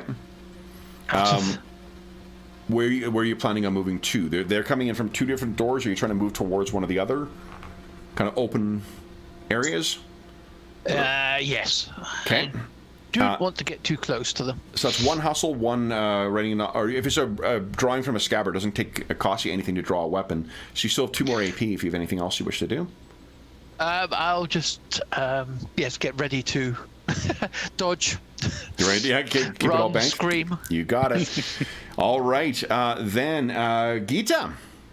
First, would you give us a resolve check, please? Ooh. Do you wish to spend a fortune point against a stinging miasma? It may shock you guys to learn. I don't get to use the phrase singing miasma that much in the day job. Really? That's strange. It's shocking. Okay, then that is success. All right, so yeah, you are likewise, Gita. This is not the first time that these ancient enemies of your bloodline have tracked you down. 3 actions. What are you doing? Okay, well, I'm going to use this. So 2 AP and 2 damage to myself. Yeah. A level of damage. 1 level of damage, sorry. Once between rekindlings and willingly take 1 level of damage to anoint the blades of their flock with their blood, granting them the same effect for the duration of 1 combat scene. So you now can ignore their no mortal blade trait, and they can suffer injuries. Nice. All right. So that's 2 AP. You have 1 more. Okay, I'm lightly wounded. Do I need to roll my... No, you're only lightly wounded. You don't suffer wounds from that. Moderate, serious, and critical or grievous. Then Kita steps forward and tries to spear that injured one. That would be 2 actions. So are you spending any fortune point? Could be a hustle to get up to them. Or Yes, yeah. I'm check. Heck yeah. Okay. Go right ahead. And is it the same one that Farrakis is fighting? Yeah. Go right ahead. Fergus and I have done the- Recall. And That's- do you want to fortune point that? I don't. I do, but I don't because I know what happens when you get a lot of fortune points. I don't know what you're talking about. You guys all have your fate tokens right now, so you're good. Jeff, roll a d6. Jeff, roll a d6. No, I won't. Not. You're not? Okay. No. Then it is, now, before I take my turn, does anyone wish to spend fortune points to try and move up the initiative order? It is going to take at least 2 to get ahead of both the groups. No. No? Nope. Okay. Then, let's see here. First, the one engaged with Gita and Farrakis that has the crossbow bolt sticking out of it. Yeah. First things first. I'm sure it's going to want to attack the blood. It most assuredly wants to attack you. But I've got a bunch of misfortune points right now. Oh, I know. Problem. Roll a d6. Yeah, it's... Whew. Both of their abilities are pretty nasty. So this one is first going to try and get...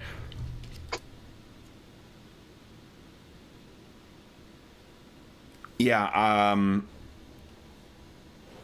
going to be a real dick here.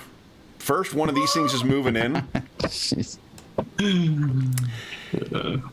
So 1 AP to engage, 1 AP to flank Gita. Everyone has plus 10 to hit Gita right now. And then the final action to try and attack her. And this you can see is, it seems to be you're not even sure this person is dead yet. Like their eyes aren't glazed over. They're sickly yellow. But all the ones that are like the courtier, they're not desiccated corpses. They're just very sick people. So this one comes in, and this is against you, Gita. I have a 55% chance. 65 chance to bite you. You want to defend against that? I guess who has no AP left? Oh, no! No.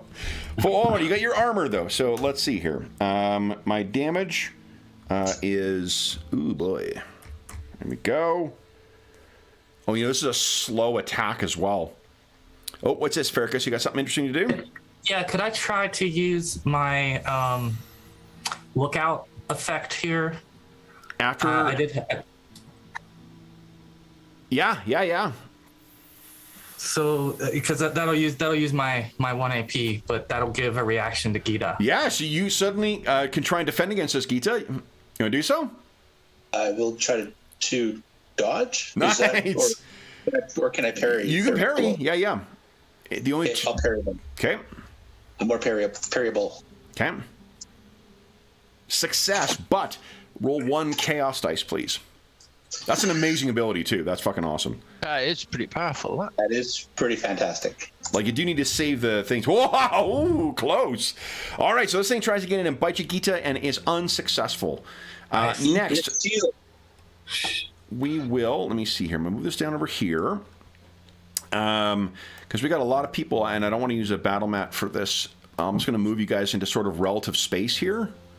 So we got Farrakis is engaged with this dude here, as is Gita. Put them to the back. This guy has come and flanked Gita. I can probably make him a little smaller. Yeah! This one is likewise going to come in and try and get on Gita. Move him to the back. And he is going to have plus a 65 again. Try and get her. It's a hit, Gita. No defenses? No one else has anything else to save our girl? No? Okay. Just then take him down. Put him down quickly. Here we go. This is... How does 12 compare to your damage threshold? Damage threshold 11. It's 11. Shit. Okay, so you go one more down. You are moderately wounded now, so give us a roll 1 chaos dice. Yes, no injuries. All right, then I have...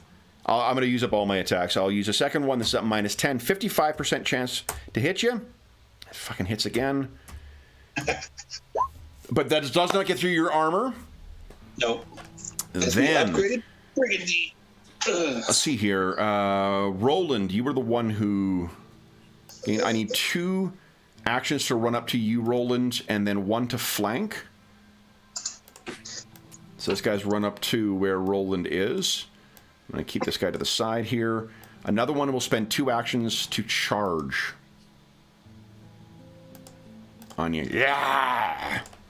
All right, so this is a 55% chance. No, 65 because of the flanking. Ooh, miss, but let's spend some misfortune points here. I'm so limited in what I can do with these that... oh, you got a defense ready there, Roland? Yes, I do. Hell yeah, come on. Can I parry while I wield my crossbow? You can, but it'll be your crossbow sort of that you're battering him aside with. So any consequences of parrying the children of Van Helios would come from that. So what do you think? Okay, let's risk it.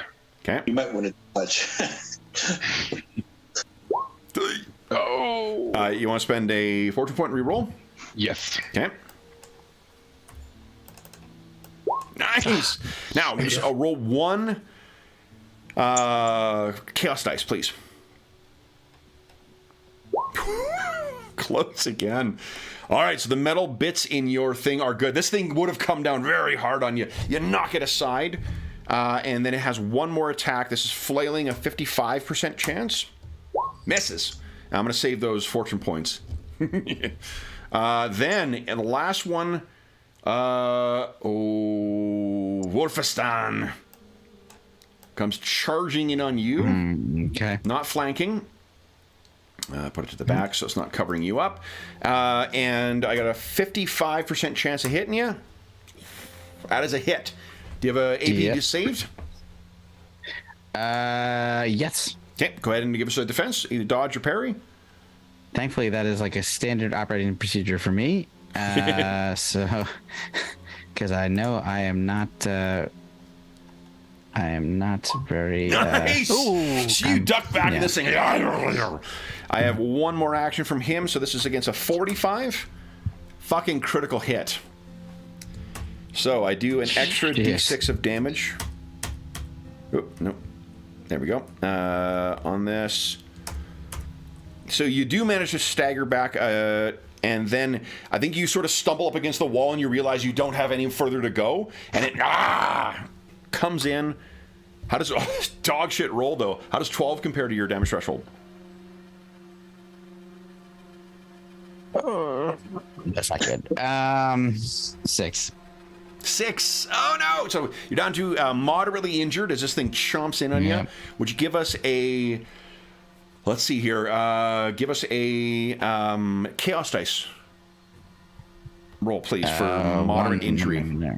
Okay, here we go. Come on. Yes! 5. You guys are living large here. We're living dangerously. 5 just on the cusp of it. Okay, then the big battens we've got to go here. All right, so Gita. This thing, the one that's oozing all this goo around you, it's even like where its eyes are, they seem like they're ready to fall out of its sockets because that green verdigris is just like oozing down, and it pukes up on your spear, ruining it unless you spend a fate point. That did cost me 4 misfortune though. What do you think? Spend your fate token? There's worse things than not having a spear. Yeah. That was my learning from my 1 session. Never use your fate point for anything except. All right, so yeah, this thing dissolves your spear, and it is only the tip of it. So just basically all the useful bits on your spear are gone. Then it has 2 AP left. It is going to attack. It's got plus. I got an 85 to hit you with this one. It's a hit. Do you have any defenses left? Nope. Nope. Okay. So this is to bite you. Doesn't get through your armor though. What a terrible roll. That's amazing. Then the next one is last one is 75. So this is a hit, not a crit. And this is once again against things. And again! That's incredible. So this thing, everything is getting in. Apart from losing your spear, you're actually doing pretty well. And then this final one, I don't know. Who are we going to go for? I think we'll... Emmeline backed up. Wolfenstein's got one on him. Alaric, I think this thing is going to charge you. So I'll put him to the back here. Boom. There we go. And he is going to charge you. Hater. Apparently he doesn't like whatever you've got in your system, Alaric. But don't worry, he's trying to get into your system. So... Excellent. This is a 75 to try and hit. Oof, I gotta spend a fortune or misfortune. Let's see here. Try again. Second verse. That is a hit, but not a crit. Do you have a defense saved? I haven't had my turn yet, so no. This is round 2, isn't it? Right, but I... Oh, remember, everyone starts with 1 AP, or with your full complement of 3 AP. Oh, okay. Yeah. Sure, yeah, I'll attempt to dodge then. Yep. Here we go. That's why these things were able to dodge and whatever else for some of the early attacks. Oh, yeah. Nice! All right. So that big hit is not successful. It has one more. This is against a 75 again. No, 65. That's a hit. You have you could dodge again. Yeah, I guess so. You get plus 10 on this one. Plus 10 in your dodge. Come on. Oh. You want a fortune point that?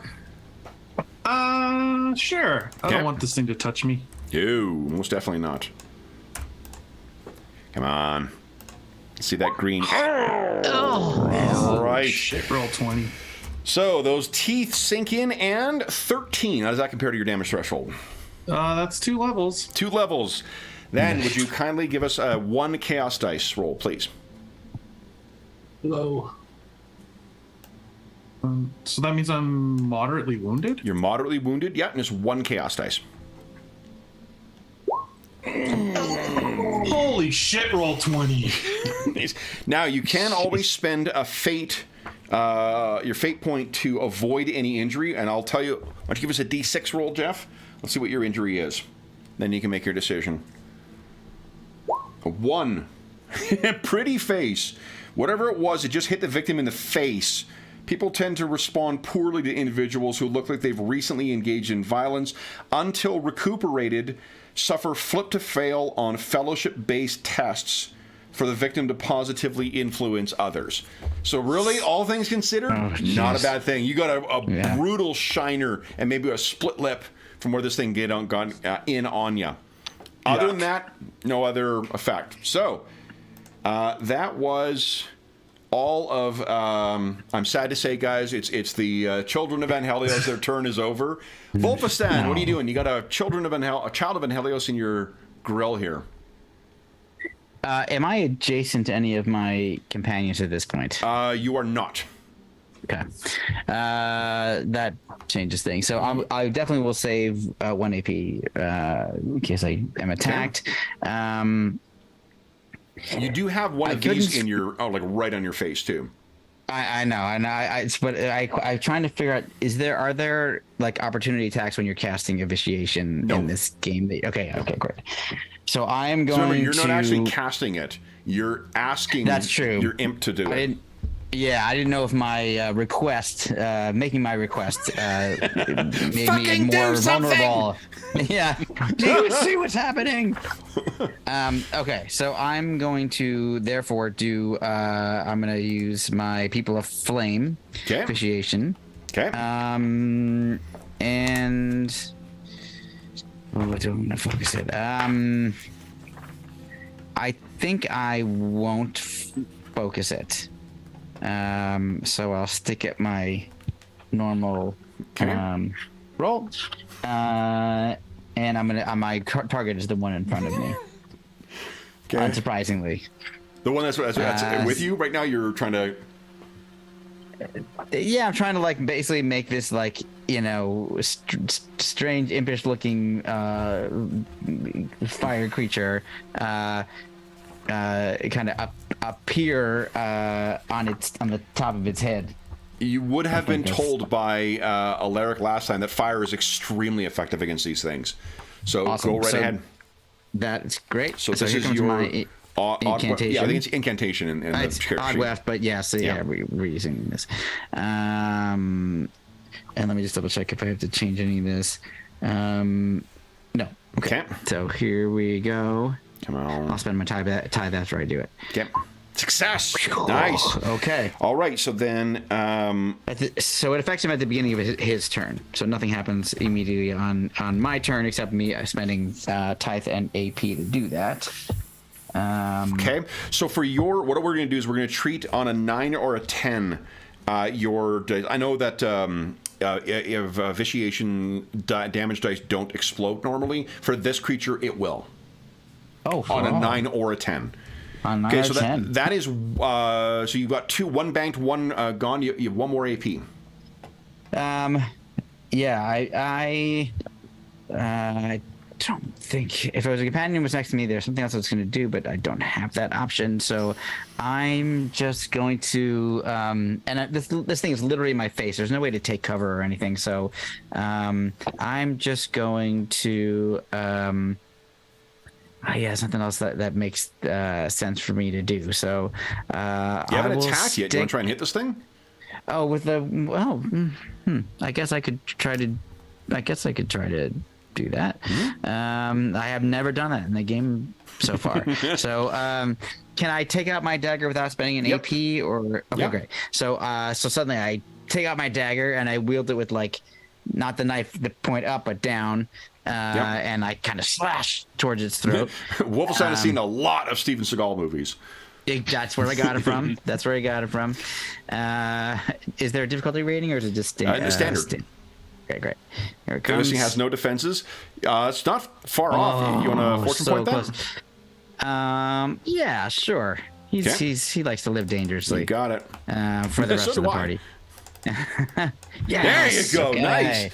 All right. So unfortunately, 6 is not great. Do you wish to spend a fortune point to add 6 to that damage? I think I have to because otherwise it's not really going to be effective. Yep. Okay. All right. So then this thing is down to you've injured this thing, or at least you're starting to hack it to pieces. Yeah. Great. All right. Nice. And then you got one in reserve. Alaric. Yep. Last one this round. What are you doing? All right. I'm going to do something with fortune that we have not had a chance to do yet. Okay. I am going to spend a fortune point. To use Erd's voice. Okay. And I'm going to say that Alaric had prepared some torches for in case he ran into these things again. Okay. So you've got torches on you. I'm fine with that. Yeah, that he knew that fire was how you wanted to fight these things. So in case we ran into the children again, he's got sort of a few torches. Okay. And so he will pull them out. So I think that's 3 to try and get them lit. It would be 3. 1 to draw a torch, 1 to draw the flint and tinder, and then 1 to try and get it started. Okay, so it's all my actions. All your actions, and then give us a tradecraft check. There we go. Come on, tradecraft. That's awesome use of voice of Erd, or Erd's voice. Come on. Seemed like a good opportunity to do something we hadn't done yet. So that torch is lit. Guys, that's the end of round 1. Why don't we do this? Let's everyone go ahead, click on your token, click on initiative, and then we'll take our mid-session break. Okay, cool. So we know what action or order everyone is acting in.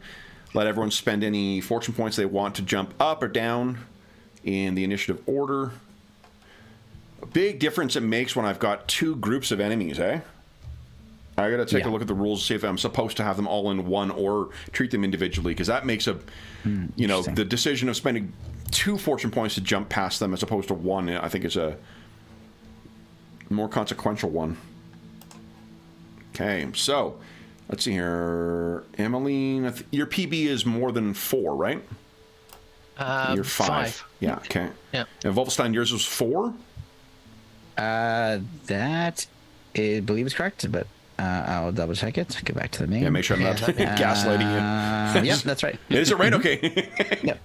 All right. Okay, cool. So then that's the order. Is anyone spending... Alaric, you're the only one who's acting after the children. Do you want to spend 2 fortune points to go before them? No, I it's fine. I'll stay behind them. Okay. Guys, you know one thing, Alaric? We need one more thing from you. A resolve check, please. Oh, yeah. Yeah. Resolve. Is that not... Where's that?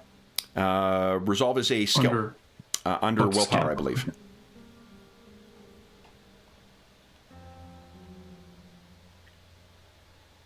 Oh, yeah, there it is. Okay. Oh, of course. So a fortune point it? Yeah. Sure. Okay. Because why would I succeed? Oh, my God. Give us a 1d10 plus Gotta be 1 kidding roll, me. please. I hate Roll20.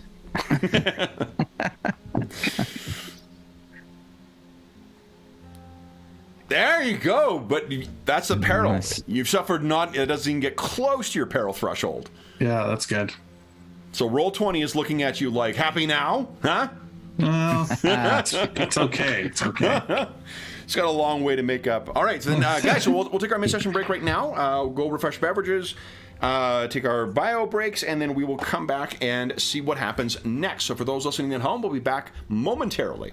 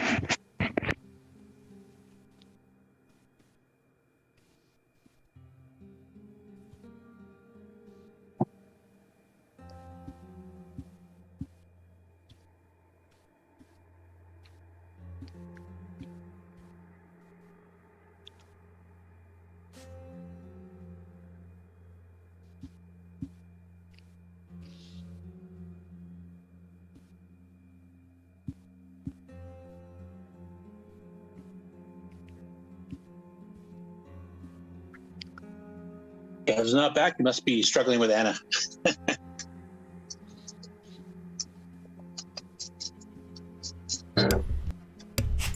Oh, sorry about that, guys. Turns out it's very hard to find a black dog in a completely dark backyard. So, while we're waiting for Jeff and Jamie to get back, I will remind the listeners that on New Year's Eve, so tomorrow, we'll be having our draw for the dice sets that Ryan Vernier has very generously donated to the to be given away here. The way you enter is put in chat your concept for your Blackbird. Tell us what ancestry they would be, what path they'd be, and a little blurb about them. Like a sentence, finish a sentence with that is more than enough. You can do that with every session of this in the chat and in the comments, and then at every one we see, every Blackbird concept will be one opportunity to win some of a set of those dice. So Fill them in. I know players as well. I know Dave's got a couple of ones in there too. Players are certainly free to enter in that as well. Everyone was suffering under pre-gens for the most part for the campaign, so with the exception of James and Jeff. So if you really want to indulge your own creative impulses, feel free to do so, and you have a chance to win some dice. That is it. That's my plug. Next up is going to be, let's see, start of the round. Round 2. We have a Roland, shockingly, once again at the top of the initiative order. Roland, what are you doing? Do I need to make a resolve roll? No, you're not frightened. Excellent. Oh. But you do get to make a toughness check now. Ooh. I prefer those. Yeah. Okay, good. Yes, nice. Okay, so no deleterious effect. 3 AP. What are you doing? Regretting handing his axe to Adelaza, I think it's time to switch up techniques. I think we can assume that you've got it with you. It's part of your gear. So if you, that's fine. In which case, yes, I will switch to my axe. I'll just drop the crossbow. Okay, so crossbow clatters to the ground. It's a free action to draw a readied weapon, so you got your axe in your hand, 3 AP. What are you doing? I will try and cleave one of these in two. Okay. But as I do so, I will draw on all of my experience of struggling against the cruelties of this world. So I will activate my struggler boon. Ooh, let's see. Once between rekindlings for one combat scene, all dodges and parries are flipped to fail. Oh, when they attempt to... That's fantastic. Okay. And then just like chopping wood in the forest, hopefully. There it goes. Go right ahead. Yeah, critical success. Go ahead and roll Nice. 1d6 exclamation mark as well. So that'll be on top of this. 4. Okay, so it's 20 total. Nice. That's awesome. 1, 2. And you want to spend a fortune point as well to bump that damage. Sure, why not? We have 8 of them. All right. Now, because normally these things would not suffer wounds. However, thanks to Hyperion's legacy, Gita has infused your weapons with ancient power. So, would you give us a roll of, let's hear, 1, 2, 3, 2 chaos dice, please? See if we can wound this thing. Come on. Yes! Oh, that's good. Nice! All right. Now, you know what? I think I'm going to treat these as unfaded as well. So what does it look like as you cleave through this one? Yes, of gripping the haft of the axe and just of stealing himself, just of a mighty two-handed Okay. down from through the skull. Now, would you kindly give us another 1 chaos dice roll, please? No problem. All right. That is it was- 1 AP. You have 2 more. I will try and do the same to the other one. Okay, so it'll be minus 10 to your roll. Yeah. Come on. You want to fortune point that? Oh, I forgot to spend the fortune point for your damage. Yes. Okay. Yeah, you gonna fortune point that? Yes? Yeah. Okay. Nice. That's what they're there for. Heck yeah. Oh. All right, you still have 1 more AP. I'll reserve that for dodge. All right. Emmeline, would you kindly give us a toughness check? Please. That's not good. Let's let it open. Come on, toughness. Scroll, scroll, scroll. Yes. Nice. Okay. 3 AP. What are you doing? Now, are these, as it were, human corpses? The one on the ground is a human corpse. I mean, it's infected with the curse of Helios, but... Then let me try and, since I've not had a chance to do before, let's give it a go with a bit of magic. Okay. So it's, what are you trying to cast? I am... Okay, Mort Soldiers. Let's see here. Here we go. Okay. So then, that is... and I'll tell you as well, because there's so many spells in the game and they're so long, and all of you have copies of the rule books, you don't need to copy the spells in for this particular game. Because otherwise you'll have like 16 spells listed in there in order to have them all.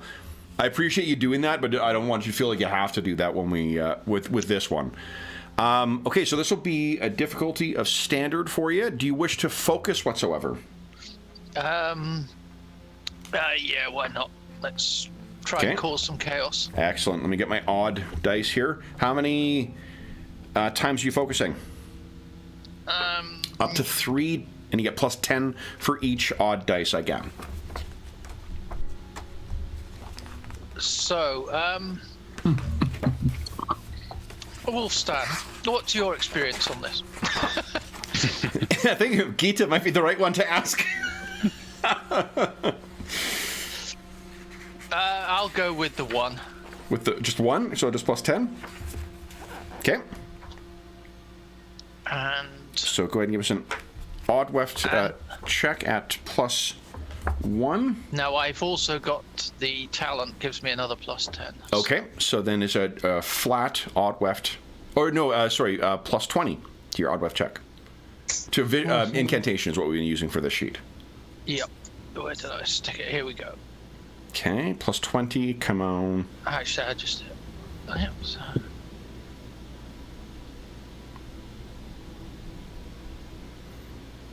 Nice, success. Oof. All right, give us 1 chaos dice roll, please. Yes, where we get the 6. Come on, let's have a 6. Oh, where's the chaos dice gone? Top. Here we go. Ooh.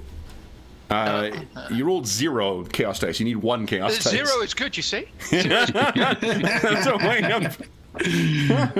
All right, then give us a 1d6 roll. This will be your duration.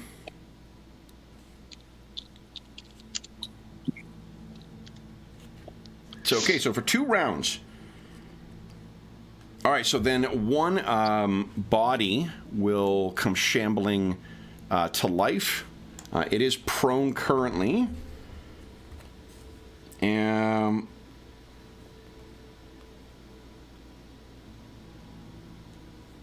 Okay. It follows verbal command. So do you want to spend an AP to give it a command?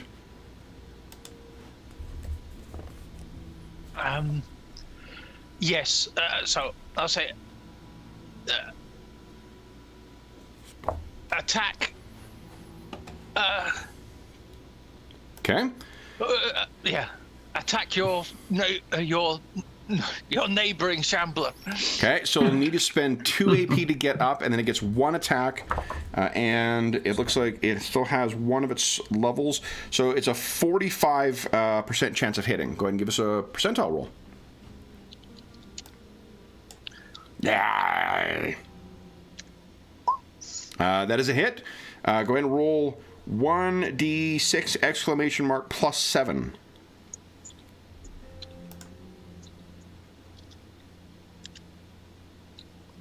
So 1d6 exclamation mark plus 7. 10. So it is enough to knock it down 1 more. It is not enchanted with that curse of Helios thing or the blessing of Hyperion, so it doesn't cause a wound. But yeah, Wolfstan, you've got another one that's chewing on this. One of the things that have come up, and you can, I think, tell who has done this. You still have 1 more AP, Emmeline. I'll reserve that for Wolfstan, eventualities. would you give us a toughness check, please? Come on. By 1. You want to fortune point that?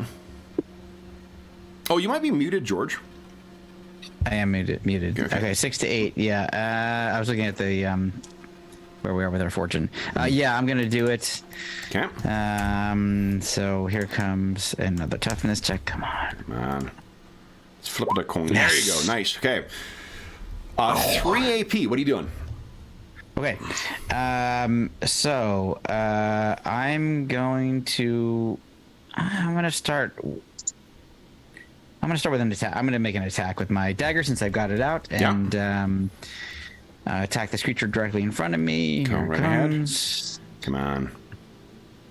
Oh. No. All right, that's right. I'm not going to spend a fortune. No, I'm not gonna, he's not. He knows this is not his area of expertise. So he's just trying to get it away from him. Saving one for a defense, some kind of reaction, I should say. Yeah. There's no one else adjacent to this.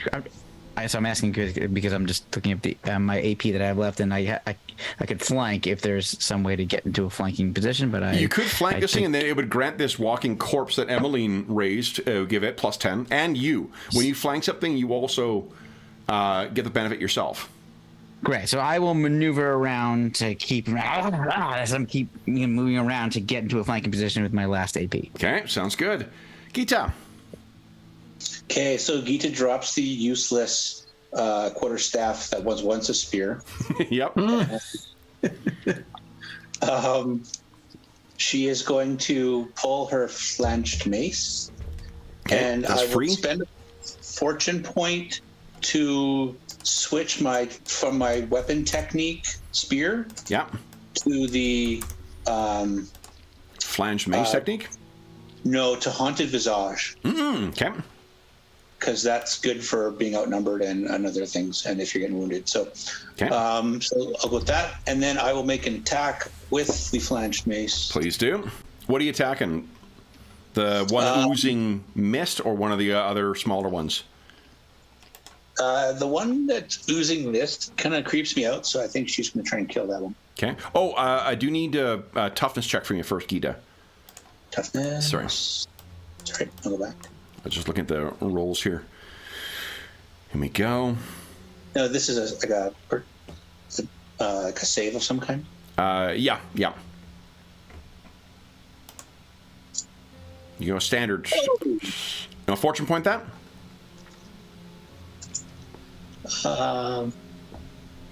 Yeah, I guess. I not fail it. Okay. There you go. Nice. All right. So the miasma, stinging miasma, does not affect you. You got your. You still have 3 AP. So hitting with the flanged mace. Okay. Against the injured one.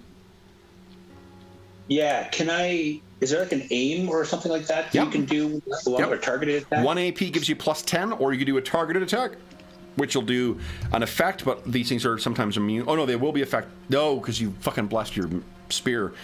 Although, aren't your weapons always enchanted? Yeah, all the weapons in my hands are always enchanted. Okay, so you're good with that.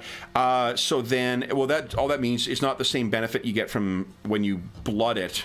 So it can't cause. It can cause injuries to them. You can actually damage them. The targeted attack will do an extra 1d6 plus your combat bonus in damage. Plus, you could knock it prone or. Okay, I'll just do a targeted attack on the body. Okay. And exhausts. You know, fortune point that. Oh, we have so many fortune points in the misfortune pool. Sure. Okay.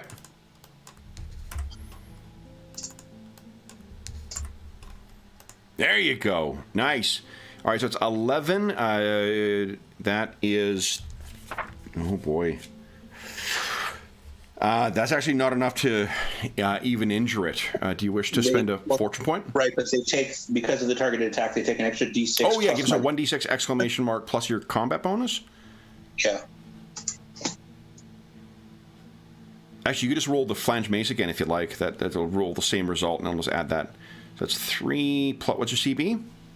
I'm just looking now.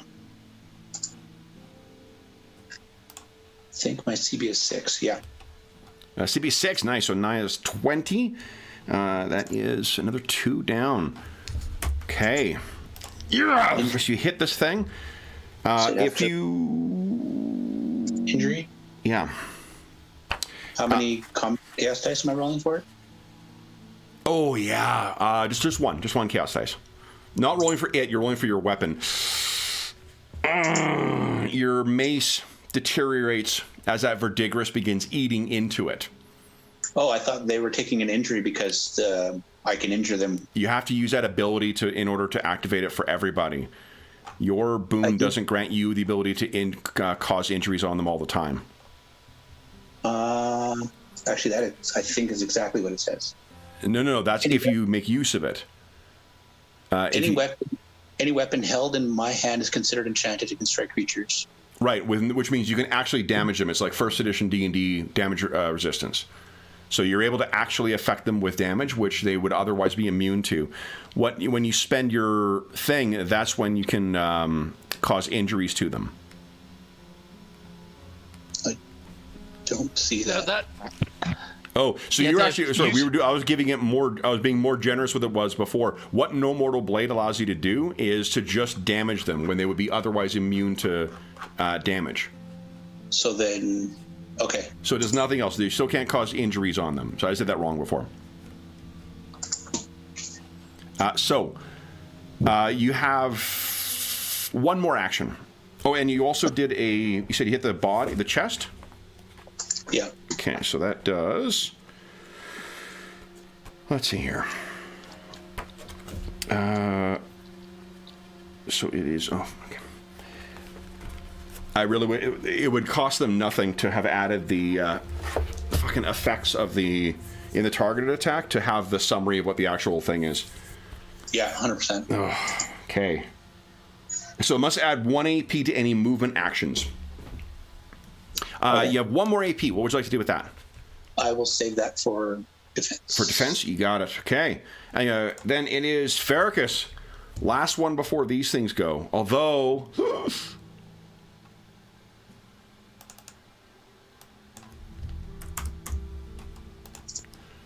Let's spend some misfortune points and jump up on that initiative order. No.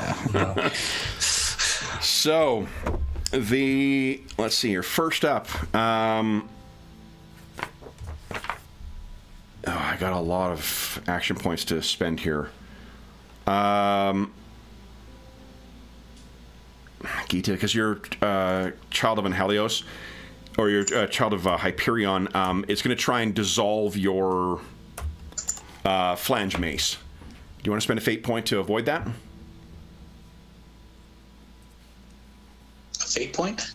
Yeah, you each have 1 fate token. You can cash that to avoid an injury, to avoid dying, or to avoid any kind of like really bad effect. Yeah, I will do that. Okay. Because I think that's my last weapon. Okay, so you avoid that, and then I'll spend...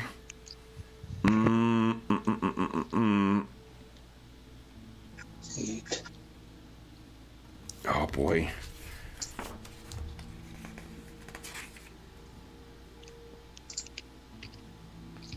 Alaric, you got no armor on, right?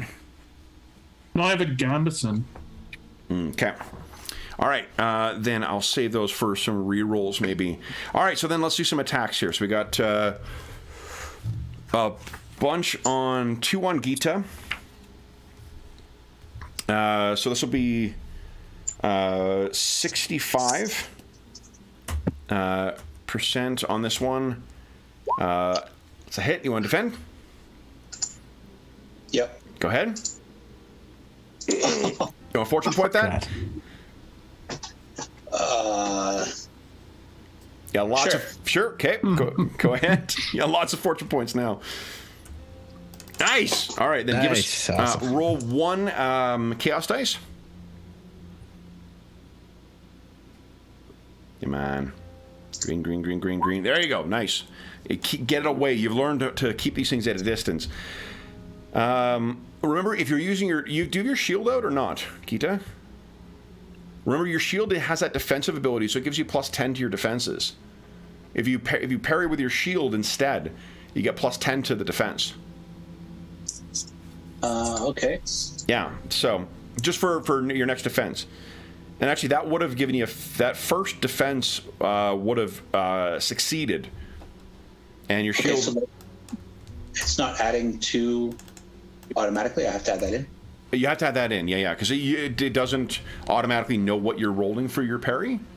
Yeah, okay. So I'll give you... I've refunded your fortune point because you wouldn't have needed that reroll. And your shield will take the 2. All right, so that's that first one. Next one's at 55. It's a miss. I got some misfortune here.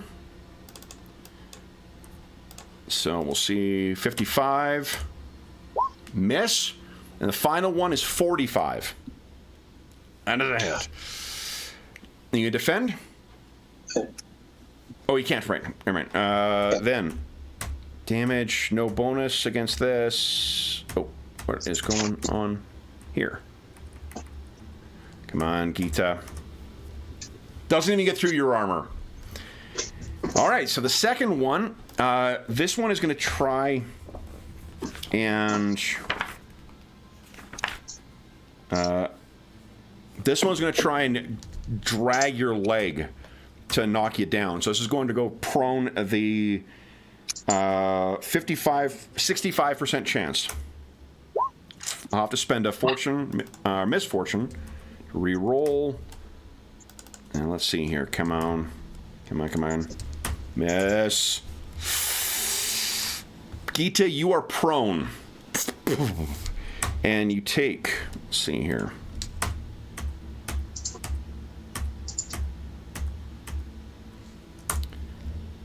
$13.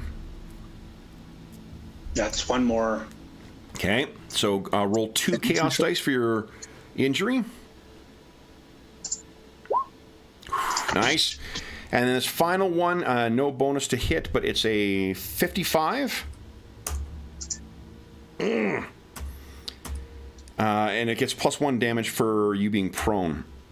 But it doesn't get through your armor. Right? All right. Then, Farrakis, this injured one is going to have its attention on you right now. This is a 75% chance here. It's a hit, but not a crit. You want to defend? Do you have any? I do. I should. Well, I think you saved yet. 1 for defenses, right? Yeah. Okay. So go ahead. This is you get +10 on this one. This particular attack is slow. Okay. There you go. So you dodge out of the way. The second attack is at a 65. Fucking critical hit. Do you have a defense left? No, I don't think so. Okay. Anybody got an ability to help Farrakis? Yeah. No.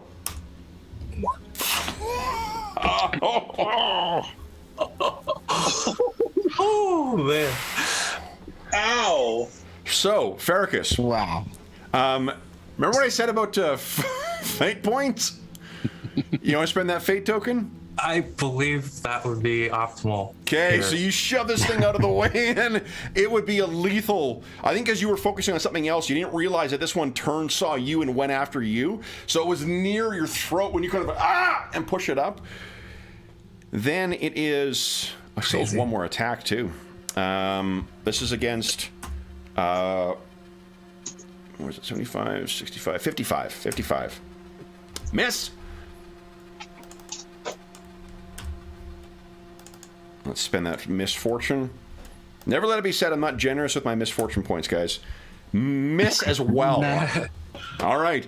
Then, Alaric. You. Ooh. This one is doing a targeted attack on your arm to disarm you of your torch. Is it a 75? It's a hit, not a crit. Do you have a defense? No, you have no points left. Yeah, no, I don't have any points. So it knocks the torch out of your hand. And then Awesome. this is, let's see, a targeted. Oh no, hold on.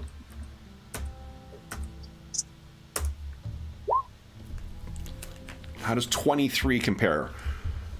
Yeah, that is 1, 2, 3 more wounds. I'm dying. You could spend No, a I'm fate. dead. You can spend your fate point. Okay. So you Yeah. avoid that. So likewise, this thing gets your arm and you pull it out of the way just enough, but unfortunately you drop your torch. Second attack will be 65 against you. No, I only got one more, so 65. It's a hit. You got no defenses, I don't think. Nope. Okay, so this is...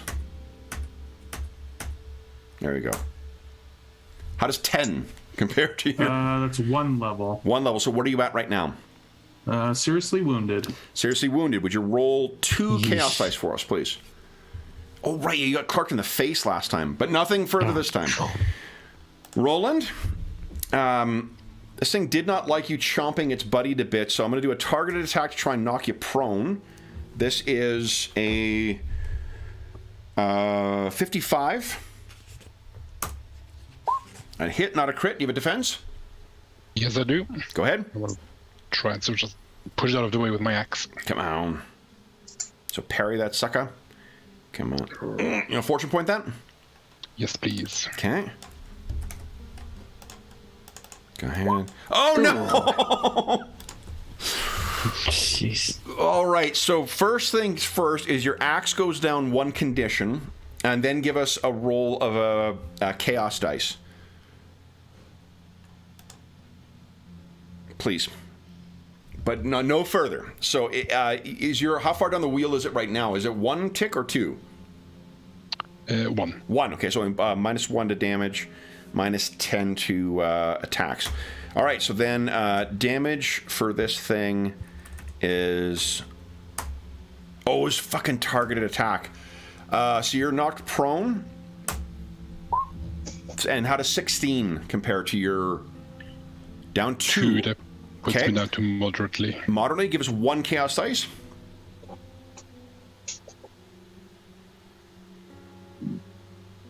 Nice.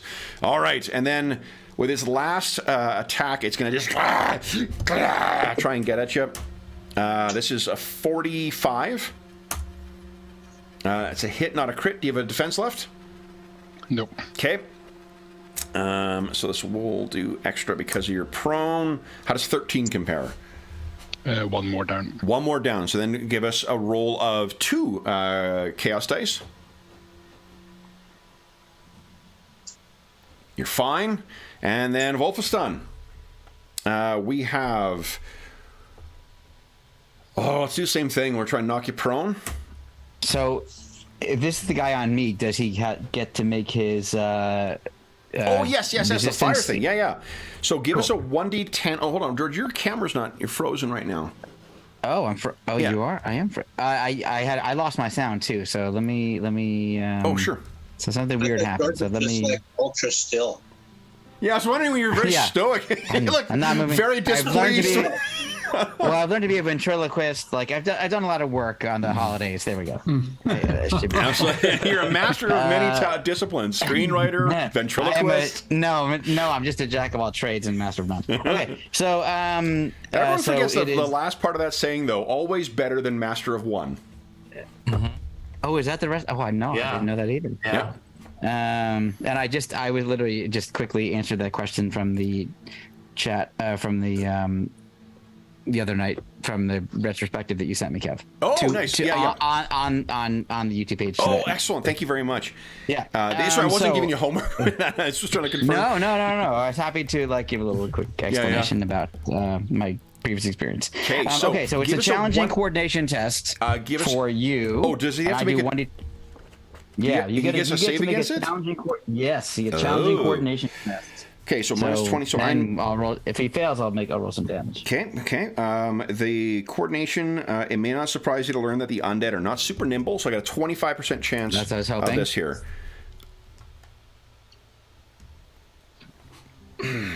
So it is able to. You.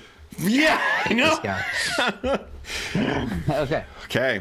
No problem. Okay, so so the fire, and by the way, that only lasts because of my WB. It only lasts this one turn. So that's it goes out. They get the little fire creature sort of goes and disappears. How are you one WB off from it being 2 rounds? I don't think so. We double check that though. I think that's no, I'm 2 off. You're 2 off. Okay. Yeah, it's because it's 1 quarter, and I have 6 WB right now, so I need 8. Okay. Yeah. Okay. All right, then. Now his turn to get me. Oh shit! Yeah. Okay. So first, I'm going to try this exact same thing. We're going to try and knock you prone. All of these things go to the Romero school of fighting, which is to say, knock you down, then try and get on top of you. So this is a 55. It's a success. You have an AP. You have defense save. I do. Yep. Here's my dodge. Come on. Critical success. Crit. That means it doesn't cost you an AP, and you get to make an attack. So make a free strike, and he cannot defend against it. Okay, awesome. Here comes a dagger right at his head. Come on. I'm for a crit. Yeah. You want to fortune point that? We got a bunch back, right? Yeah. Yep. Sure. Okay. Let's do it. Here it comes. Come on. Oh, so close. Very close. Oh my gosh. I tried. I'm not good with a blade. Yeah. That's not, terrible. Okay, so then that was its first. That was his first 2 actions. I have 1 more. This is against a 45. Fucking hell. Do you have a defense? Me, I do, because I didn't have to spend an AP.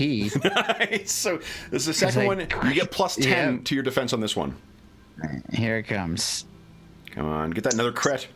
Yes, that's good enough. 17 at least. All right, so it does not get you, and that brings us to the end of my monsters. Ferricus, you're up next. So, Wow. Yeah, that seizing initiative thing is no fucking joke. Holy smokes! Seriously, that's crazy. It's a lot coming at us here. Ferricus will try a targeted attack on this ooze wielding creature here. Yeah. He's gonna do. Ferricus, give us a toughness check, please. Toughness. Yeah, standard. Let's see. Oh, you want to hero point that? Or fortune point? Okay. Yes. There we go. Nice. Okay. You're good. Then 3 AP. What are you doing? Spending 2 on a targeted attack at the leg of this one here. Try and knock it prone. Awesome. Yes. Okay. So. Critical success! Beautiful. So, would you roll 2d6 exclamation mark plus whatever your combat bonus is?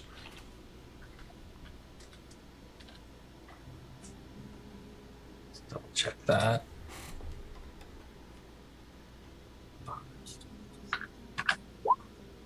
Okay, 10 more. So that's 19 against this thing.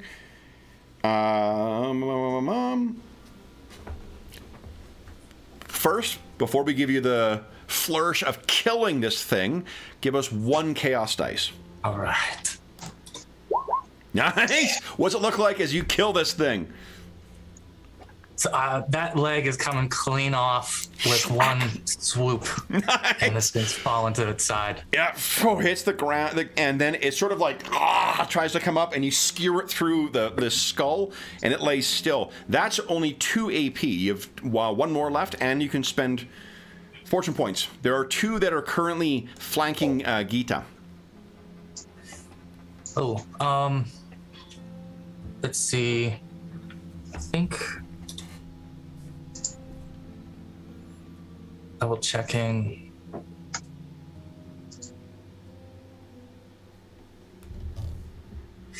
Yeah, I think I'm just gonna have to save that AP. Okay. So yeah. Okay. Alaric, what are you doing? First, Can I? toughness check, please. Oh, toughness first. Okay. Okay. That's under skills. Under brawn. brawn. Yeah, that's what I meant. Okay. Oh, yeah. Excellent. Can I attempt to pick up my torch? Give us an alertness check at plus 20, only because this miasma hangs specifically around the ground. So plus 20 awareness. Oh, awareness. Yeah. Yeah. What did I say? Alertness? Awareness, I meant. Yeah. Plus 20.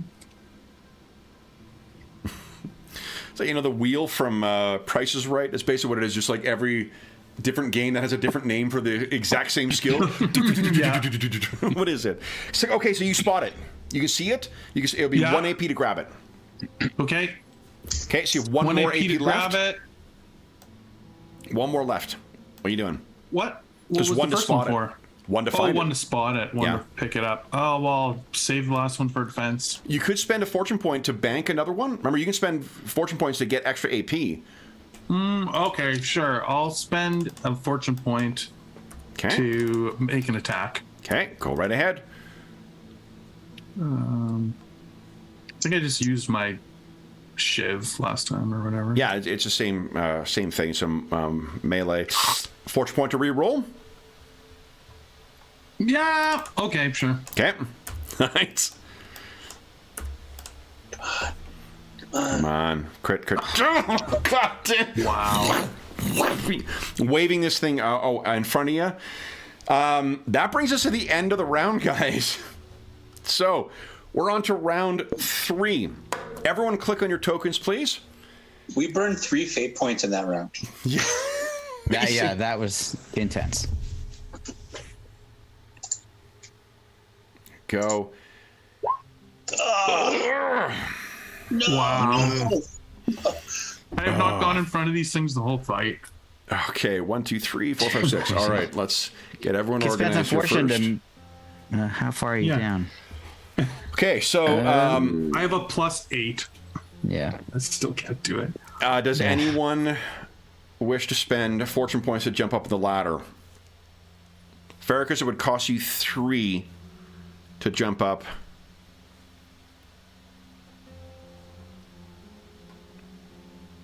Steep. Oof. You know what, guys? Let me make this easy for you. Oh, what are you doing? Oh no. What is he doing? Oh, no. Children are up first. Okay. Then let's see here. Our numbers are dwindling here. Alaric, he does not like that torch again. I'm going to once again try and knock that thing out of your hand. So this is, you do have 1 save for a defense. That's incidentally something I cannot do. I can't buy extra actions with misfortune. Yeah. Which is very, at the time, when we first started running it, I was like, that's kind of unfair. Now that feels very fucking appropriate because part of you guys being able to judge how much AP I have is a very big balancing factor. These things are also quite suicidal, which is why they keep attacking over and over again. They've been back from the dead once. They're not concerned about that. So, here we go. Alaric, this is a 75. I don't Fucking have such a high attack. critical. All right, so you Crazy. can't defend against this. The torch this is will kill knocked from me. your hand once again, Yeah, I'm dead no matter what. and it's a targeted attack. No, Farrakis could do something. He has 1 Yeah. banked. And you still have a dodge. I'll use the lookout. Oh yeah, No, no, he can't. He can't. I This is can't critical. dodge, and I. Fuck Yeah, yeah. but this was the disarm though. You don't take damage on Yeah, this. you do. Target attacks, you take damage, and you do that, and they get the benefit. Yeah, I can't survive it. Well, I mean, my dice might. Don't you roll like 4d6? Yeah. How does 17 compare? Yeah, that is 2 levels. I am slain. Okay, so No. do you have no fate points No. left? No, Oh, you had only to get say, one. right. Okay, so this thing tears into it tears Alaric's arm off at the elbow. Then We can't spend fate on behalf of others, can we? I will let you do that if you wish. You want to do that? Yes. We're part of the same flock. Nice. So yeah, it's wrenched out of your hands, Alaric, but Roland he sees, I guess, it going in, and maybe kicks the crossbow skitters across in that miasma, and it steps on it and just misses barely. So it slips and lets go of your arm. You're certain it would have yanked it off at the elbow. Then this thing will turn. Didn't like that, Roland. It's going to go after you now. Unfortunately, I only had one more action left. Alaric, you don't have any weapons in your hands, right? Me, no. Okay, you can try and punch this thing if you want. Because you do get... It's not making any effort to run away safely. Oh, no, there's no Don't want point, to touch is there? Yeah, no. The surgeon is aware of cleanliness. I'm already scrubbed up for surgery. Okay, so then, Roland, let's turn to you now. My first attack... Oh, you're prone, aren't you? Yep. Oh, shit, so... Okay. All right, so 55 for this first attack. That's a miss. I'll spend a misfortune. Try and hit on this. That is a hit, not a crit. Do you have a defense? Nope. No. No AP left. Okay. And this is... Here we go.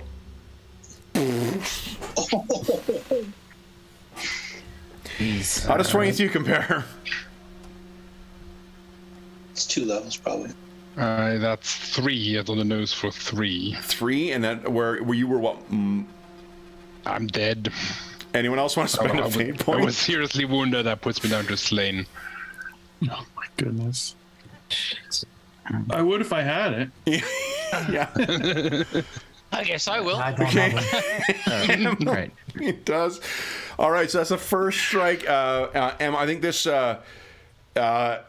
Emmeline sort of says something in a language that none of you quite understand, but it is something that departed spirits or soon to be departed understand. So it causes it to stutter just for a second, saving you, Roland. This is now against a 45. Miss. And then against a 35. Hit. Ugh. Okay. It's 14. There we go. A little more manageable. How does that compare? That's 1 down, so I'm grievously wounded. Grievously wounded. Give us a roll 3 chaos dice, please.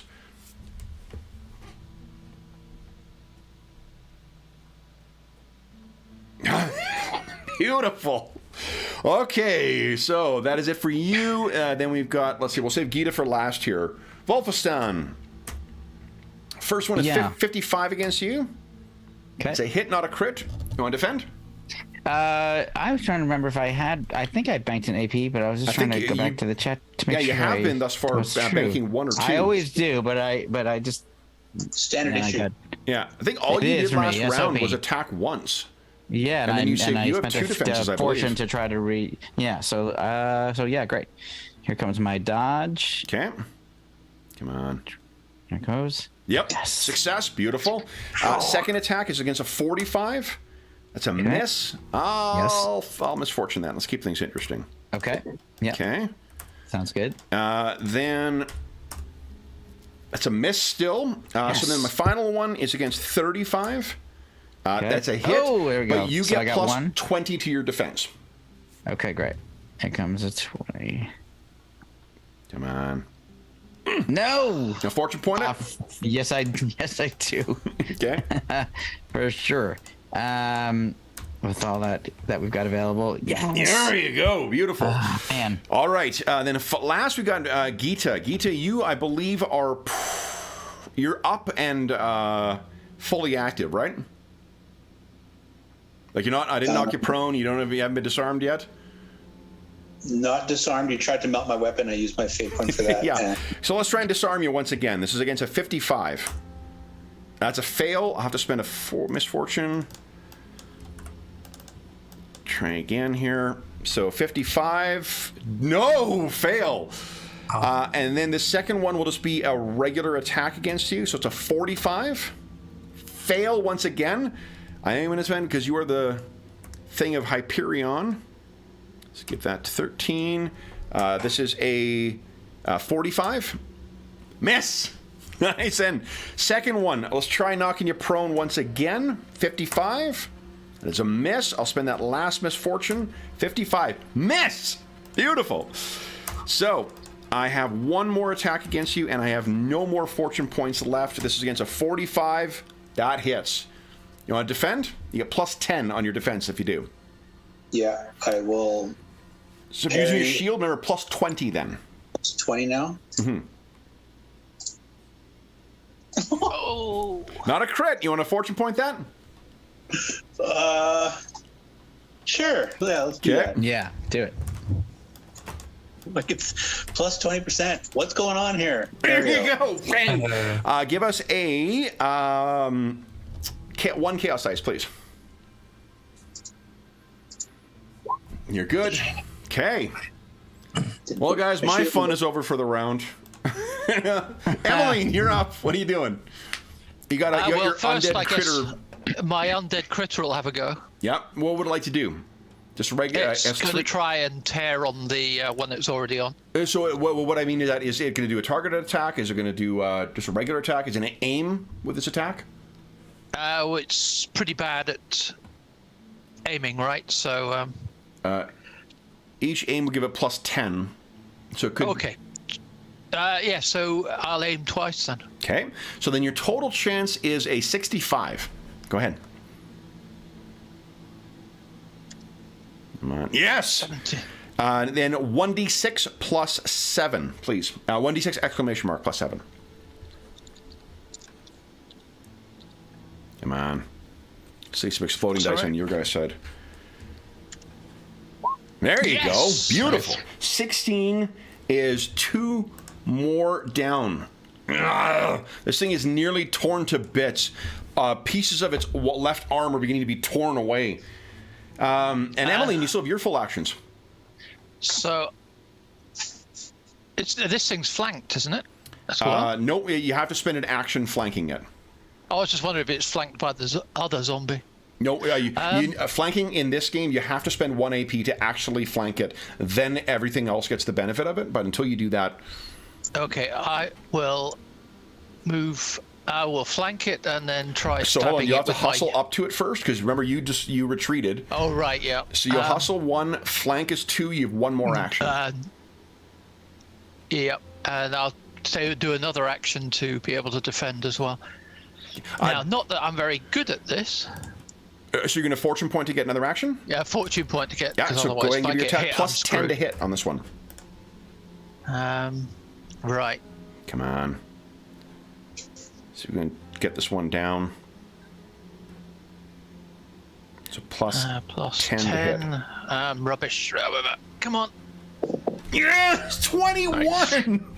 What's it look like as you take down this one on Wolfenstein?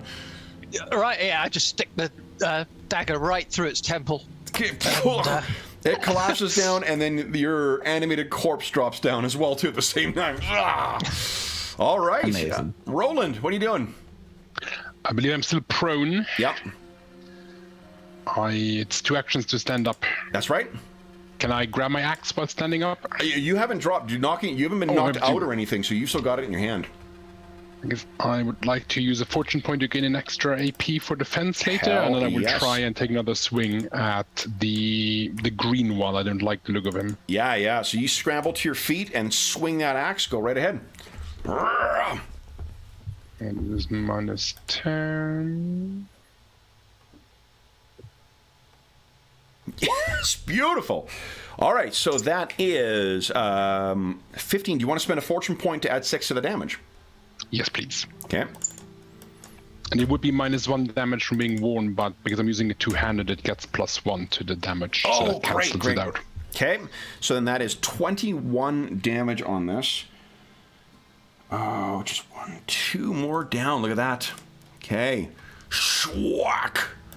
All right. You got 1 left over, and you said you're banking that one? Yes, for defense. All right. Farrakis, What are you doing? 3 AP. Oh, I think Flank. that's not a bad idea. We both benefit. Flank. Yeah, I think I will flank, and then I want to use a fortune point to get another AP, and I want to attempt this skewering shot. Okay. Let's see So, because I believe these are mortal. yes, these- as extinguishing okay. action. Okay. Yeah.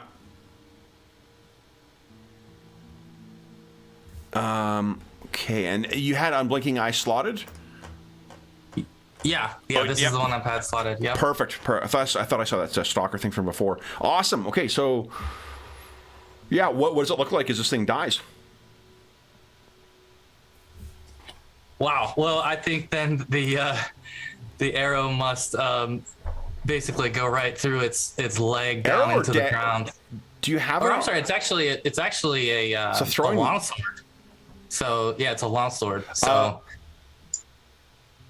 It needs to be a ranged weapon, but don't you have throwing knives? I do. I have throwing daggers. Yeah, so that because it has to be a and, ranged weapon, but and a light crossbow. So I could switch to the those. crossbow you'd have to load. The daggers you would just be able to pull out of the sheath. The net Okay. result is the same. It dies because you're using an extinguish effect. Got it. So I'll use the throwing dagger. Okay. So you don't need to flank it then if you're just going to kill it. You know what I mean? True. This is just an insta kill. But what he could do, okay, here's what he could do. If you want to help Gita out, you could like casually throw a dagger into the head of one, and then engage with the other, so the other is Flank the flanked. other. Yeah, that makes the most sense. Okay. Beautiful. Yeah, you slaughtered that first one. Then Alaric.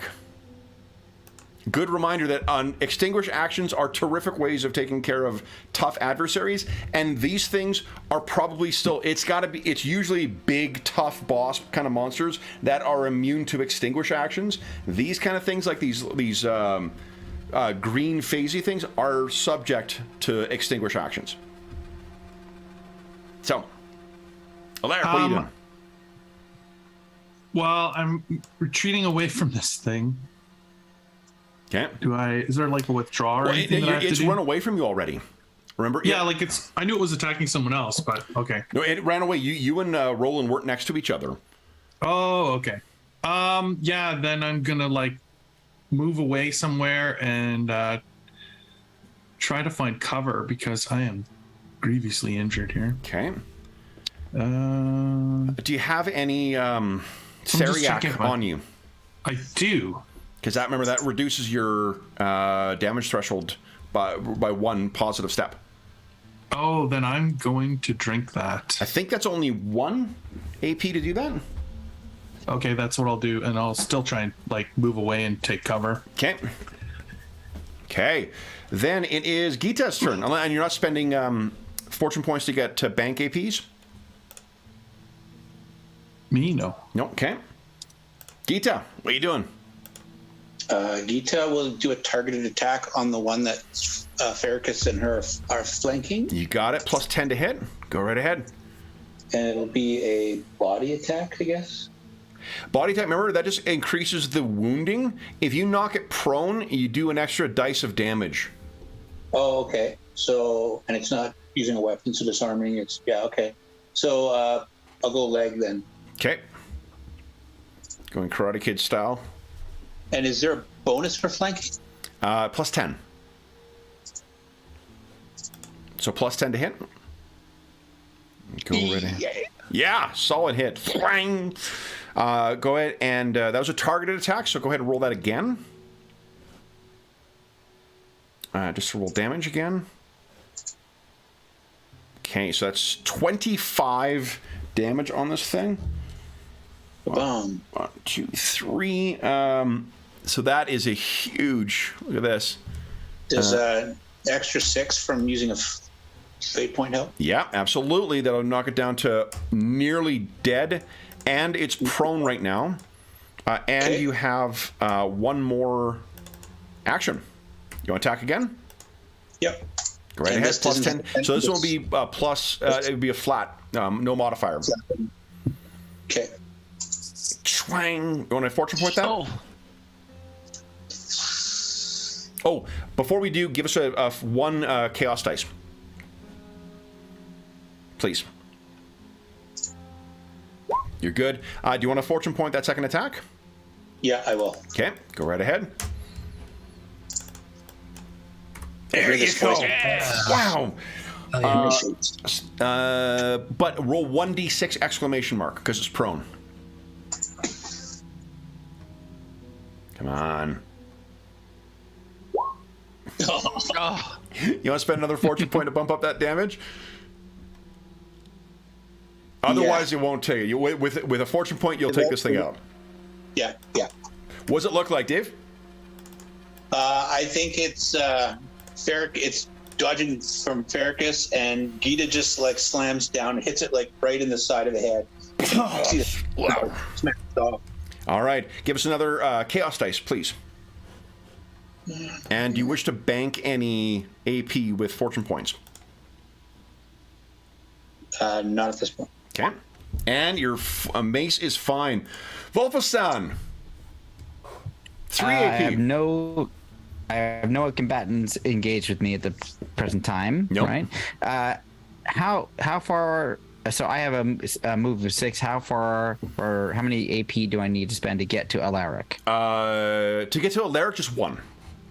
Okay, great. I'll spend 1 AP to get to Alaric. Yep. What I want to do is give him an elixir. Okay. Is it an AP to take It'd be that 2 elixir AP out? to or- apply. 1 to take it out, 1 to apply it to him. Perfect. So Which I one? have, I have 2 left. Theriac? It is quick bronze elixir. Whoa, what does it do? Yes. So, when quaffed, a dose of it heals 3 levels of damage or an injury if one exists. Oh, so which Wow. do you prefer? I think you've only got that like fellowship or the fellowship penalty from your injury. Do you want that or the damage? I think the damage makes a lot more sense. Okay. So between the Theriac and that, you're back 4 levels improved. Well, now I'm fine. It's awesome. Well, stop. Awesome. Are you spending any AP to bank? No, I needed 1 to get over there and 2 to give him the elixir. You could spend a action. Remember, you can spend fortune Oh, points on your turn. Yeah, I'll spend a. You're right. I will spend a fortune to have as a bank of reaction. Got it. You got 1 to go. All right, guys. Then next round, everyone click on their tokens and go ahead and click on initiative. Uh-oh. Make it real hard for me to get up there, guys. Oh no! Roland, that's the slowest you've been all night. 8. Oh my goodness! 1, 2, 3. I have at least 14 as well. That's a great mix. Okay, so That's when I'm seriously wounded, probably. all right, so let's see here.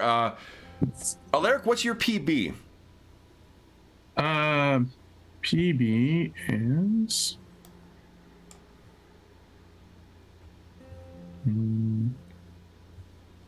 5.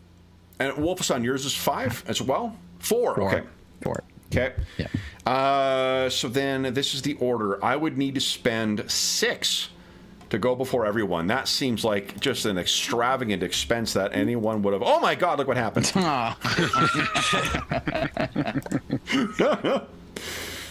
Okay, let's see here. And then, Roland Highgate. Let's Bring it. see what happens here. All right, so this thing is going to.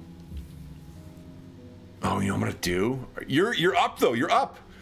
Yeah. I'm gonna spend 1 action for the little ghoul to flank you. Then the little ghoul is gonna try and knock you prone. So this is a 65% chance. You've got a defense though. Yeah, I'll try and use it. Come on. You want to fortune point that? Please. Might as well. Okay. All right, so you are knocked to the ground. I will remind you guys, you can spend fortune points to move up the initiative order once I'm done my turn with my ghoul. 10, how does that compare? On the nose for 1 down, so I'm dead. Oh no! Who's got fate? Does anyone have fate points left? Yep, I do. Do you want to save him? Yep. I slipped my fate point over to him. Okay. So that was my ghoul. Does anyone want to spend fortune points before I go with my big bad one? Costs way too many points for me to try and get up there. Extinguish. Remember, you take a look at your whatever technique you've got slotted. An extinguish action is a hell of a way to get a clinch save in. But True. anyone? Yeah. How many would it take me to get? Emily, go it would ahead. take you 1, 2, 3 fortune points to jump ahead. And Wolfenstein, it would take you 2. I would do it because I can do something Okay. not too shabby. Okay, let's see. Here we go. So, Wolfenstein, you leap into action here.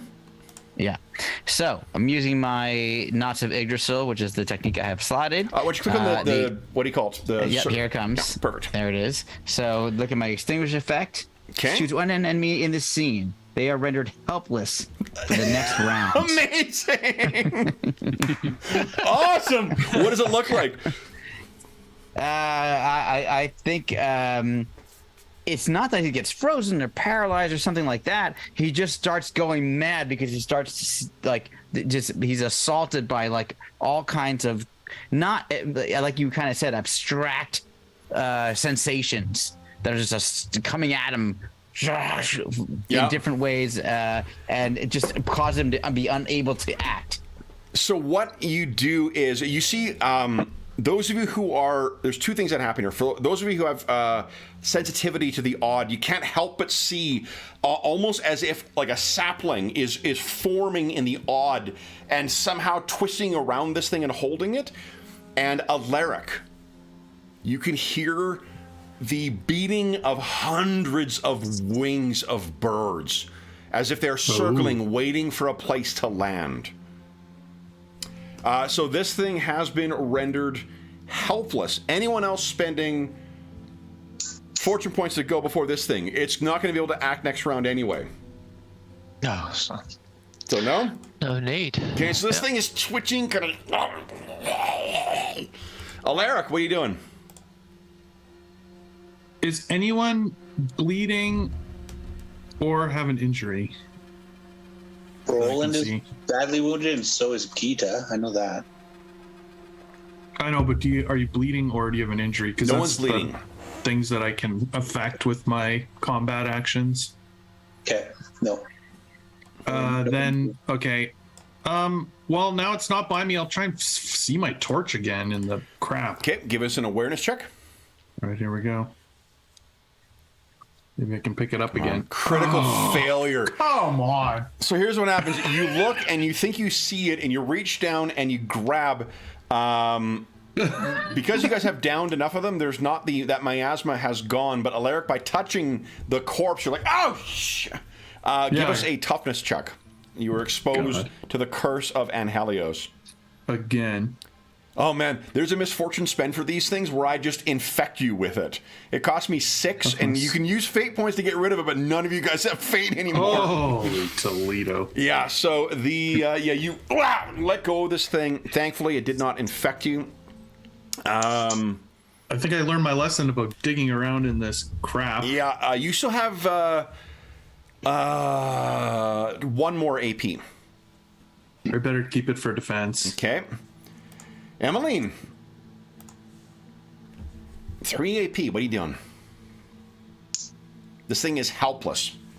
Yeah, so I'm a bit rubbish at this, but how many AP will it take to get to it? It'll take you 1 to stride over, or hustle over. That's it. 1 to hustle over, and then I'm going to try and stab the bloody thing. Okay, sounds good. Do you want to aim at all? Yeah, let's... and I'll use a point to get another... For defense? dodge. Okay. I better. Come on.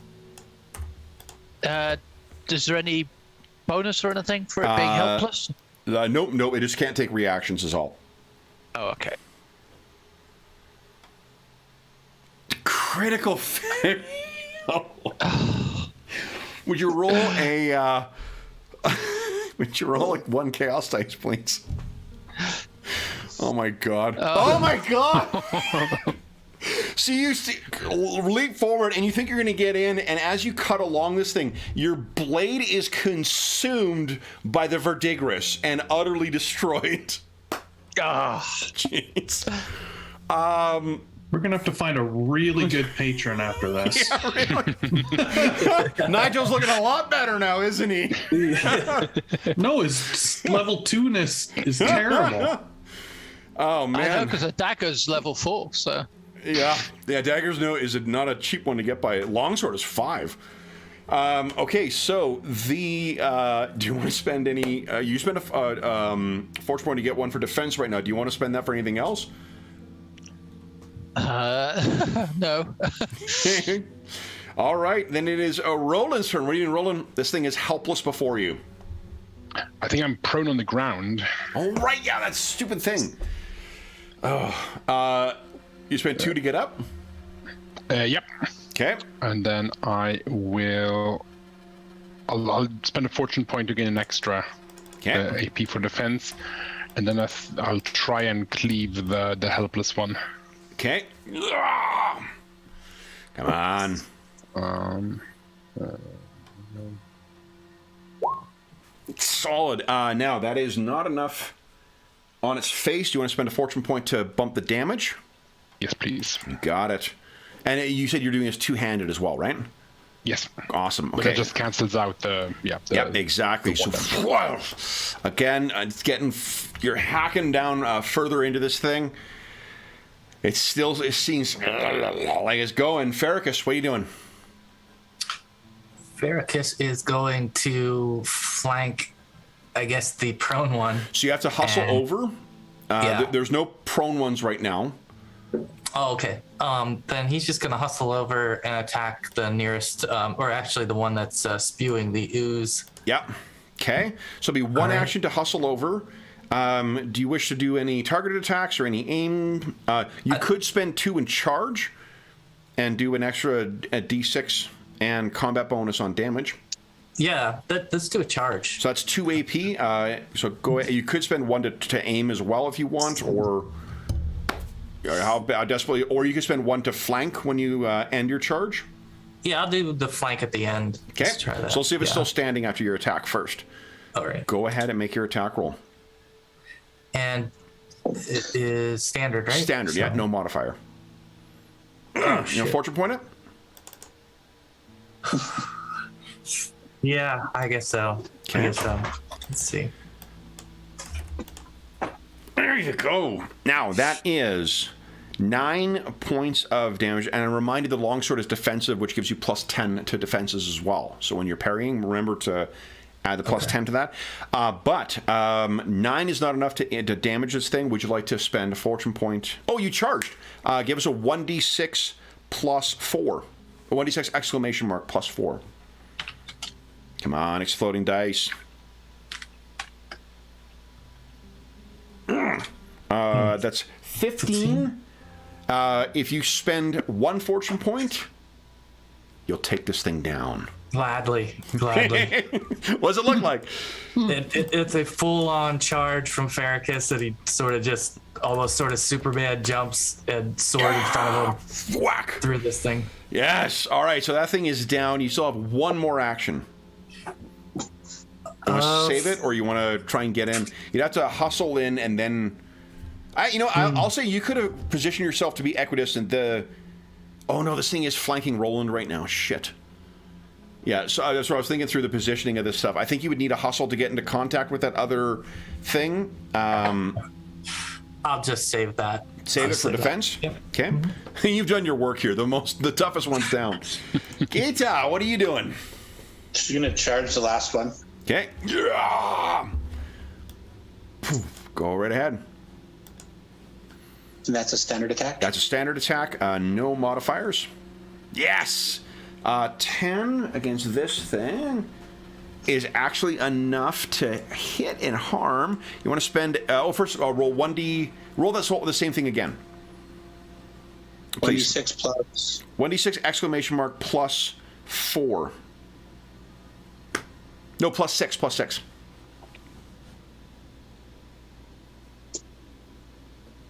So 18 is 1, 2. That's 2.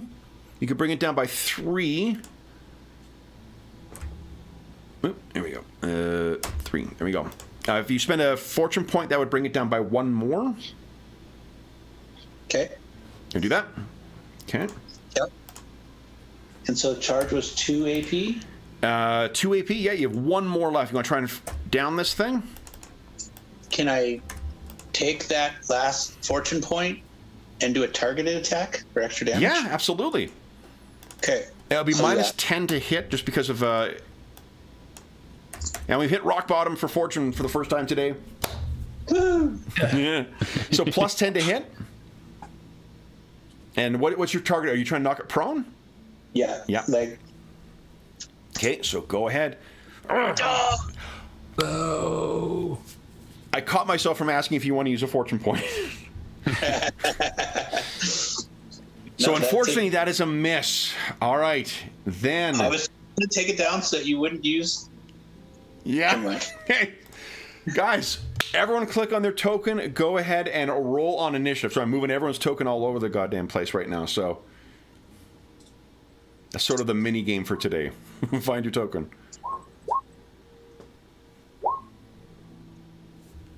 Kill Marcus. Kill it. Okay, 1, 2, 3, 4, 5, 6. All right. So then, you guys have no fortune right now. Which means you cannot... Normally the way you do it is you sort of bid to decide who's going to be moving up on the ladders or whatever.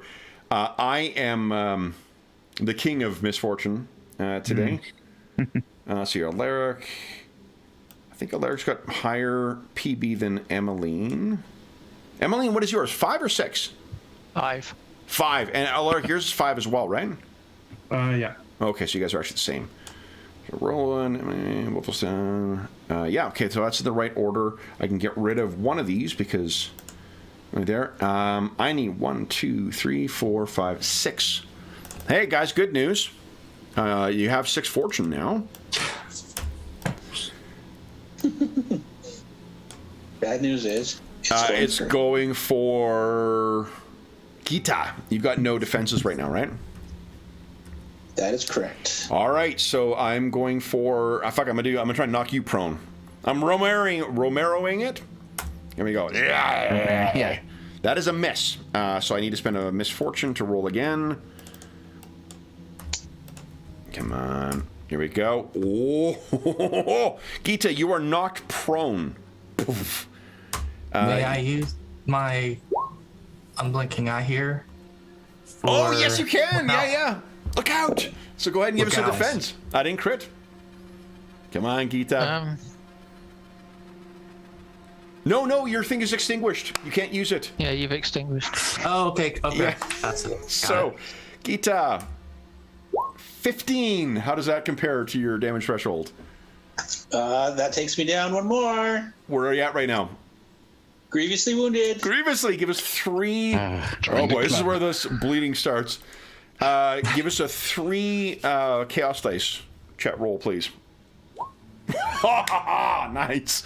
All right. And she spits at it to take more. So this is 40 against a 45.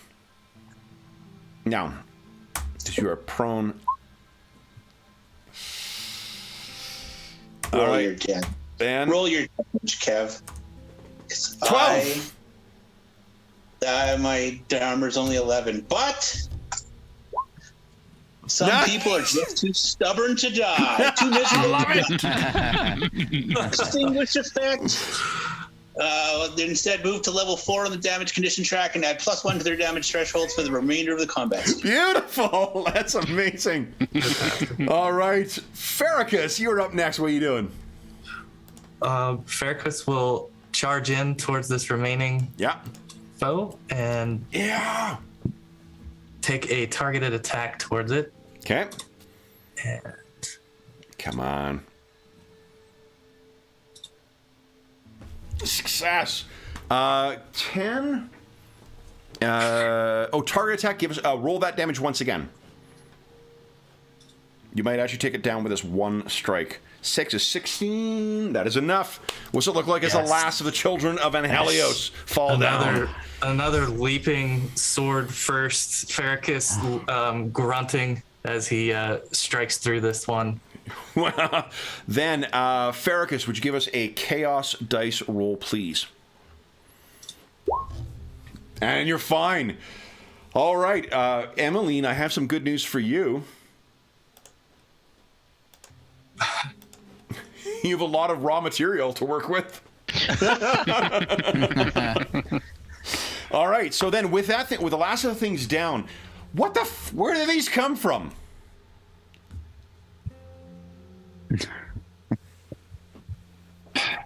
No idea. They're hunting me. Oh, that's right. Some of you are hunted by these things. Always. And we are dealing with a god of the dead. And these bodies don't look Corvus. decomposed, so they are likely fresh from the god of the crows. Oh yeah, like the two of them are, and just so you know, those of you who have rolled successfully on the Children of Helios, remember the curse of Helios comes from Hecate, the elf queen god. Her death and the death of her child with Hyperion. That's where this comes from, right? And that's why it's linked to the offspring, to the legacy of Hyperion, is because of his betrayal of her. And this eternal curse by a demigod. You may interpret that as in relation to Corvus too, but it is the mother of the elves that you have to thank for this. Or Hyperion, depending on. I mean, he is the one who stabbed and killed both of them. He's probably the one who started it. Yeah. Yeah. So everyone gets a chance to judge where they are now. How's everyone injury wise? This is where Alaric comes in. I'm still previously wounded. Previously wounded, no injuries. Oh my gosh. Previously wounded, no injuries. So just the two? I am currently moderately wounded, so not as bad as anybody else. Okay. Because the level matters for how hard they are. Yeah. So binding wounds, you can do it once outside of a rekindling.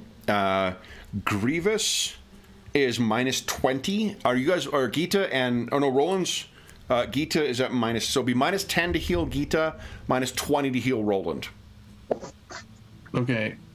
Gita. And where are you, Wolfson? 10. I am at moderately. Moderately, so you're, wounded. yeah, so we have standard to heal Wolfstan. Wow. You want to fortune point that? Yep. Might as well take 2 rolls at all these, because that's what it's going to take. Come on. Yes! All right, so success. So reduce, who was that on? That was Gita. Gita? So that was at minus 10? Yeah, that's minus 10. So you're reduce it by 1, your damage level? Gita, so you're at level 3. Okay, so then Roland is minus 20. Minus 20. All right, here we go. 2 chances. Oh. Only need 1. Okay, there you go. Now hold on, your reroll, is that because of the free reroll? No, I'm saying 2 rolls. I can use fate points Oh, because I fortune don't points, think I'm going to make it. Yeah, okay. Well, honestly, if you had the free reroll, then because you fished for crit. Okay, so Roland, you're healed up by 1. Thank you. Okay. Wolfson is a standard. Standard. Here we go. Oh, so close. Fortune point that? Close. Yep. Okay. Cool. Here we go. Yes. Yes. Better by 1. Okay, awesome. Only lightly wounded. I'm good. Thank you, my friend. You have that injury on you as well. Myself. Yeah.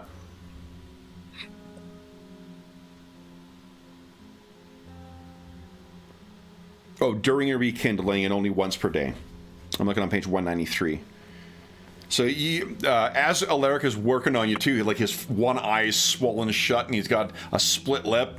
He'll be fine. So this occurred right when you think you had lost the what's his name, Lord. What was it? Ivo. Lord Ivo. Yeah. So you take a moment. It doesn't seem like anyone else is around. But this is taking a lot of effort. Who has extinguished their technique to get 2, 3, half the party so far? That's awesome. And we all used our fate points too, right? Yeah, everyone's got their fate points. That's true. Yeah. I don't know that. Yeah, I think everybody used all of them. Okay. Do we carry on to the Jotunkin? Maybe they. Maybe they have fate coins. Right now, you guys have no patron in here. No. So if you would have to negotiate some way to get back outside to access Nigel, or you could try and just squat somewhere. And I'll mention as well, I'm not saying you have to rekindle right now, but just as a refresher, you can also use revelry and reflection to try and improve things. That is using charm on a success. So revelry is using a charm on a success. They recover 1 on their peril condition. On a crit is 2, sublime is 3, and reflection is just using education. On a success, you raise 1 in the peril. That's all peril stuff, but I'm not sure. I think only one of you has 1 level down. Oh wait, did anyone suffer any peril? Yeah, I don't think anybody. No, got peril. yeah, the only one who might have was no. Alaric, and then he rolled a 2 on damage. Yeah. So Yeah, what the peril's fine. It's the intestines falling on the floor. That's the problem. Which is freaking me out, so I have to make a peril roll. So what are you guys thinking? I'll stop talking. I say we go to the Jotunkin. We try to speak to this Lord, and then we decide where we're going to take that information and maybe rest up in the hands of a new patron. Agreed. You guys all show up. We swear allegiance to you, my lord. Also, ow. Please. All right. We'll keep Nigel on the back burner. Exactly. Always in his corner there, Farrakis. That's good. All right, so then, tell me how you plan on approaching the Jotunkin this time. You feel like you've lost Lord Ivo. At least you're fairly confident of that. Yeah. Do you have any doses of Theriac left, Alaric? No, I do not. Okay.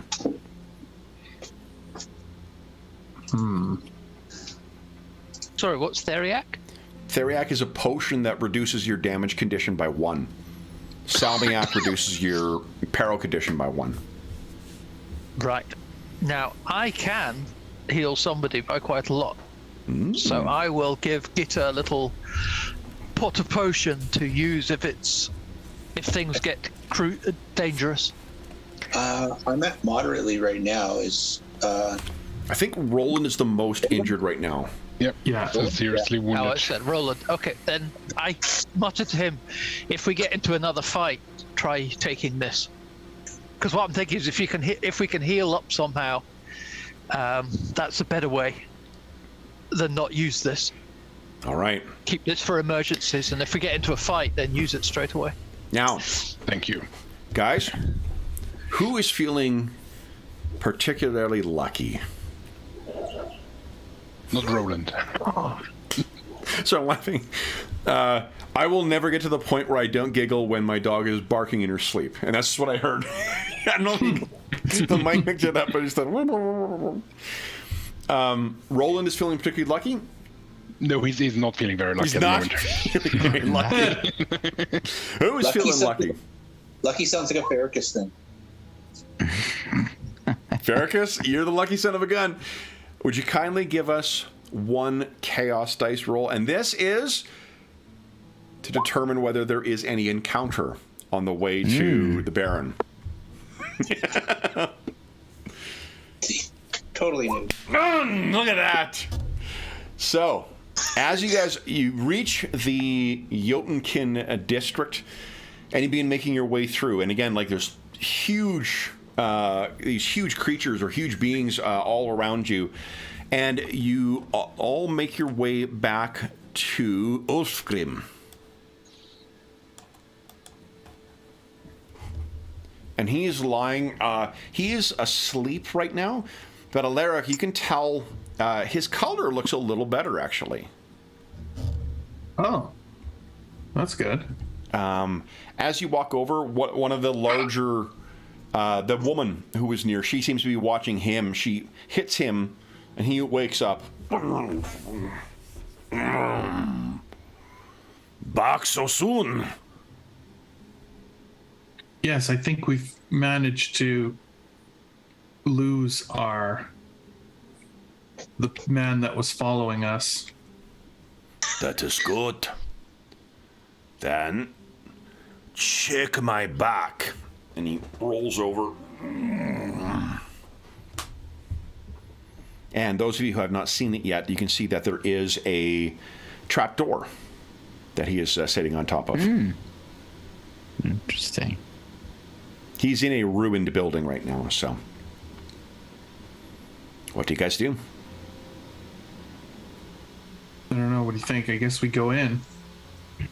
Just to be on the safe side, Roland, drenched in blood, will sort of look around to make sure Lord Ivo is nowhere to be seen. Sure. It's an awareness check, please. This will be...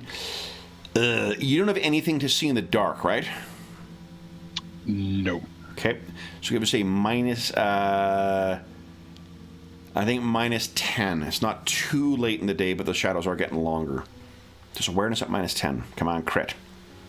Success. Nice. You're fairly confident that... Actually, let me make a roll.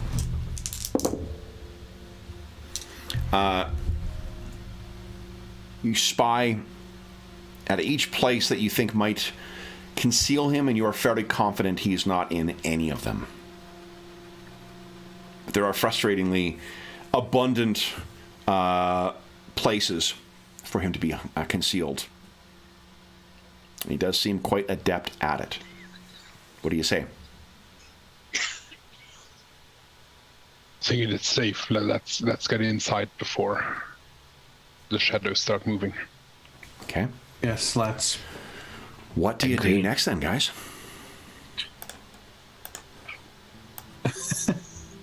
I guess go behind the giant and Okay.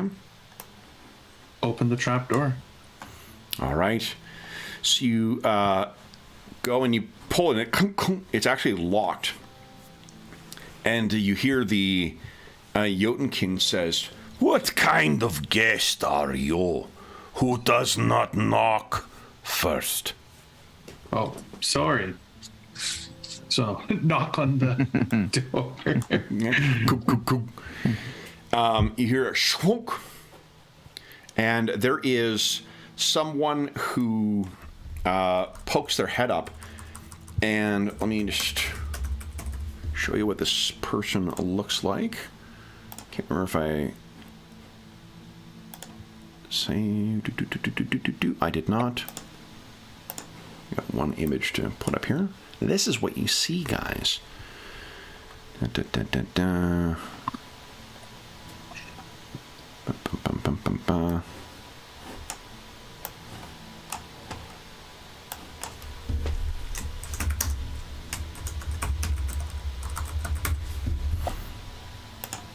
Is this. Looks up. He locks eyes with you, Alaric. Who are you? And who sent you? Sorry, what was the Meister's name, Kev? The Meister's name was... It's in the handouts, actually. Meister... Oh, sorry. Yeah, Meister Gusto Zorzi. We are new friends of Meister Zorzi. He looks at He you. said we should come speak with you. Give us a charm check at plus 20. That's flipped to fail, by the way. Oh, right, because your busted face. Yeah. Right, so plus 20. Here we go. Charm. Plus 20. Critical success! Nice. Holy Toledo. He looks at you, and you can see there's that scar across his face as well. He looks up at you and says, I take it not lightly.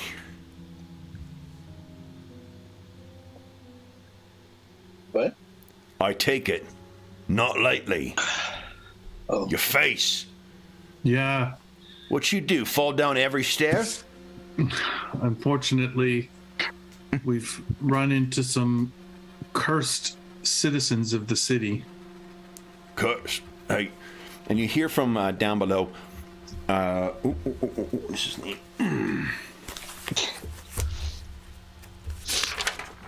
Let them down, Atwell. And he looks back, looks up at you. Get down here, quick. And you just scatter, and you see there's a little ladder that it leads you down into the cellar. Yeah. Each you go down, you can see there is a small little, there's like a bed set up where someone, it looks like a nursing station effectively next to it. And there is someone who is convalescing who tries his best to sit up. And he looks like this.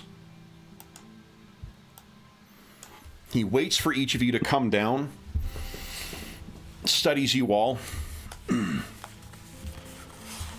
Meister Zorzi sent you. He did. His name carries great weight with me. Who are you? I don't recognize any of you.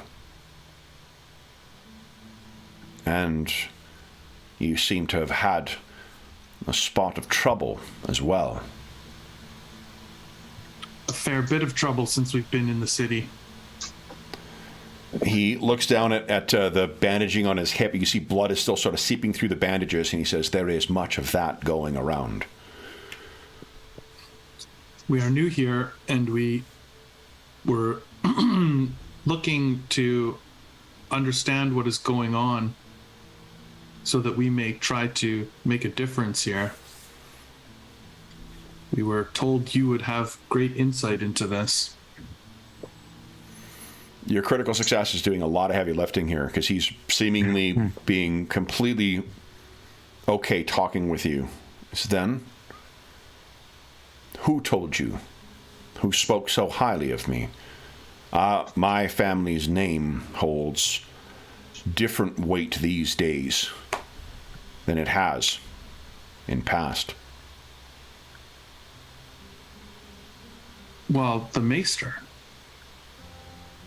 He sent you our way. How did you come upon him? Oh, yes. Well, we had heard that there would be a price on your head, and we knew that you were formerly a friend of the Baron, and that this is a sudden turn. Those of you who have a PB of like 5 or higher, you can see Atwell, his hand has gone to his blade. We are not here to collect that. You're not. My head could make someone a very rich man or woman. Yes, there is a thug in the city, name of Valentin. Atwell snarls. They are looking for you. Indeed. I feel my friend of old, the Baron, would pay well for me. That is not what you intend.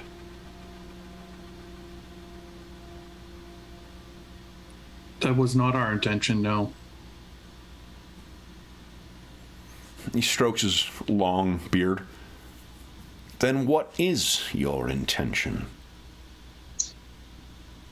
We are attempting to be agents for the forces of good in this world. And we have arrived here amongst a lot of chaos. And our understanding is that your family is near to the center of it. And we'd hope to gain your insight so that we may take actions to help correct this. You know that my family is either fled or imprisoned. We had heard that. To my knowledge, I am the only one here living under in a basement under a Jotunkin's ass. But this is a recent change. Previously, you were close with the Baron. Indeed, our families have been quite close for dozens of generations. Back to the founding of the stones of the Temple of Serpent and Cycle. But things... He has changed and accused his son of horrific acts, and now turned to this fanatical cult of the Crow. It seems Maester. only a time before the priesthood of the World Serpent will join my family once their cells are emptied. This is where you have come to do good. It is a place in great need. He looks The over Maester at... made it sound as though the children had changed, not the Baron himself. Indeed. He looks over at Atwell. He said the children had changed. That they were not... Wasn't it the son and the daughter that had been corrupted? I'm just trying to remember for myself. Yeah, that's what the Meister said. Yeah. That's... But they were not how he remembered them. And the son's actions, the Baron had admitted to, but the daughter's he was blinded to. I think he said the son attacked or tried to kill his father. And then the daughter used that to sort of stir He looks up. over at Atwell, and Atwell says, "It's what they say." He looks and says, "That makes...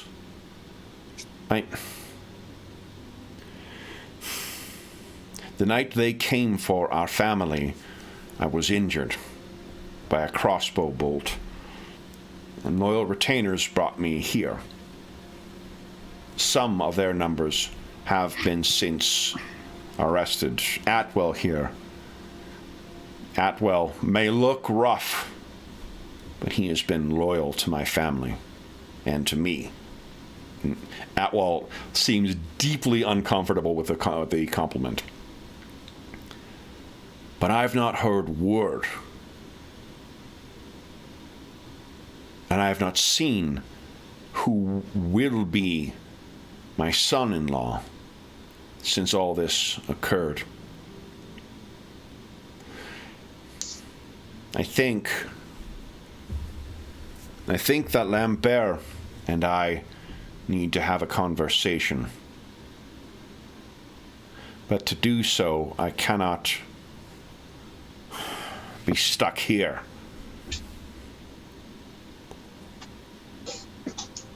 Have you heard any word of Lambert or anyone loyal to him or to me? That's the son? Yeah, Lambert's the prince. Yeah, okay. We have not. But maybe we could... He fled the city and is holed up somewhere. Yep. With his sworn sword. Yeah. You would wish to speak with him. So if Roland, if you say it, he says he lives then. And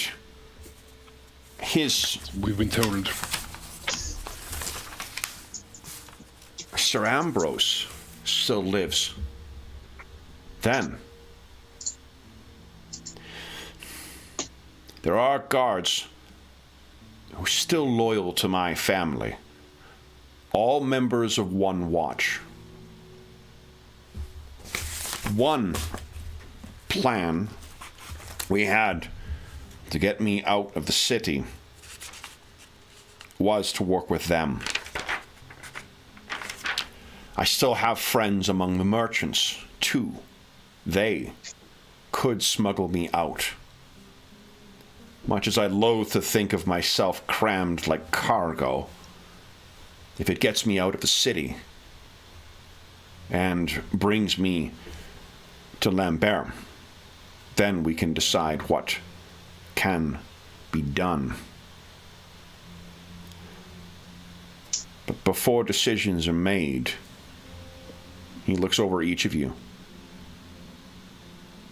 My head delivered to the Baron, attached or otherwise, would make any of you rich beyond the dreams of avarice.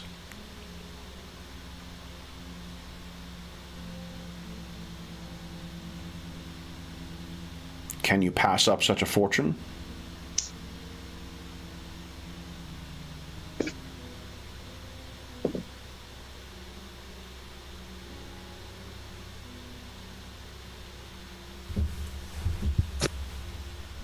That fortune will not move. Go ahead, dude. A fortune will do us no good if there's only chaos and death and fire. Nowhere to rest and spend it. He No one locks left to eyes share with... it with. Go ahead. And no one left to share it with. Gita, did you want to say something as well? Yeah, she's like, what good is a fortune if walking past the gates of the city, we still see people herded like animals to be sacrificed to some dark god. I could never live with myself. I will do what's right, even if that means living a meager life. If we are successful, if you can get me out, and if Lambert is not changed, as you say, there is hope for stability here. Culwardine has been my people's home for hundreds of years. I do not intend for whatever time I spend away from the walls of my home to be a permanent change. We will, with your help, bring the city back to order. We will drive out the crows, and we will correct our Baron's errant ways. But I must rest for one more day before we go. My wound, in my exuberance at hearing the shifting, has reopened my wound. How about we continue this in about 12 hours then? That is acceptable. You may rest down here. See to your wounds. We have ample supplies. Theriac, Selmiac, quick bronze elixir. Take what you would. And then we will talk once we have rested on what we shall do next. So, guys. How the hell did we survive? For today's session, we're getting close to the end of this event. Let's have everyone get 4 RP for today. Awesome. And since everyone spent their coin, let's have everyone roll the 1d2. On a 1, you get your coin back. On a 2, better luck next session. Gita's got her fate back. Wolfistan. No, Roland. Alaric's got his back. Yes, Alaric. Nice. Emily! Oh, so only two of you get it back. Oh, no. Wow. I think technically we're supposed to roll at the start of the session, but I want to do the end so we know. So those of you who get your fate points back, at the top of the page, you got your fate. Make sure you mark that you have your fate back. And that'll bring us to the end of Chapter 5, guys. So you can each take up to 3 Theriac, 3 Salmiac, and 1 Quick Bronze. There's enough for each of you to take that much of all of those things. Awesome. The Baron has plenty of, of medicinal things here. So then, definitely the most hair-raising fight we've had in the game so far. Yep. Holy smokes. How many near deaths did we have? 2 or 3? Yeah, I had 2. I had 2. So 4. 4. And mine. Wow. I used And the yeah, card. so- I used my extinguish to keep it from dying. Oh, yeah, that's right. Yeah. So we had 5. 5 near deaths. Holy smokes. Wow. Yep, that was a tough encounter. So then, for those listening at home, thank you so much for joining us for part 5, or chapter 5 of the Blackbirds of Yule event. As is always the case, if you have any comments, questions, or concerns regarding the session, the holiday campaign, or the game we're playing, please don't hesitate to leave a comment in the comment section down below. And remember, if you'd like to enter to win those dice, be sure to put the description in. Put it in the description. And what I'll do is actually, I'm changing my mind already. I'll give you till January 1st on this, because if anyone watching the New Year's Eve sessions, I want you to have the opportunity to do that. So noon mountain time in North America on January 1st, 2023. That's when I'll cut it off, to give everyone an opportunity to enter. Tell us what your Blackbird is. Tell us what path, what ancestry, and just a little bit of information about it. Do it in chat. Do it in the comments down below, and you'll get one chance to win a set of dice, Gen Con exclusive Blackbirds dice. Now, there's also a link down below to our friends at Noble Knight Games. Noble Knight Games is the preeminent unionized RPG dealer in North America. The discount code down there does not work at the time of recording. We have to get an update one for it, but if you check on a more recent video, as soon as I have that, I will fill that in, and you can enter the code at checkout and save yourself 10%. The Musings code that is down there right now does not work right now, but it will. We'll have another code early in the new year for you. Noble Knight is the preeminent unionized retailer of hard-to-find and out-of-print RPGs. Not only do they have an amazing selection of new RPGs, including the G.I. Joe RPG from Renegade Game or Studio, I don't know what it's called.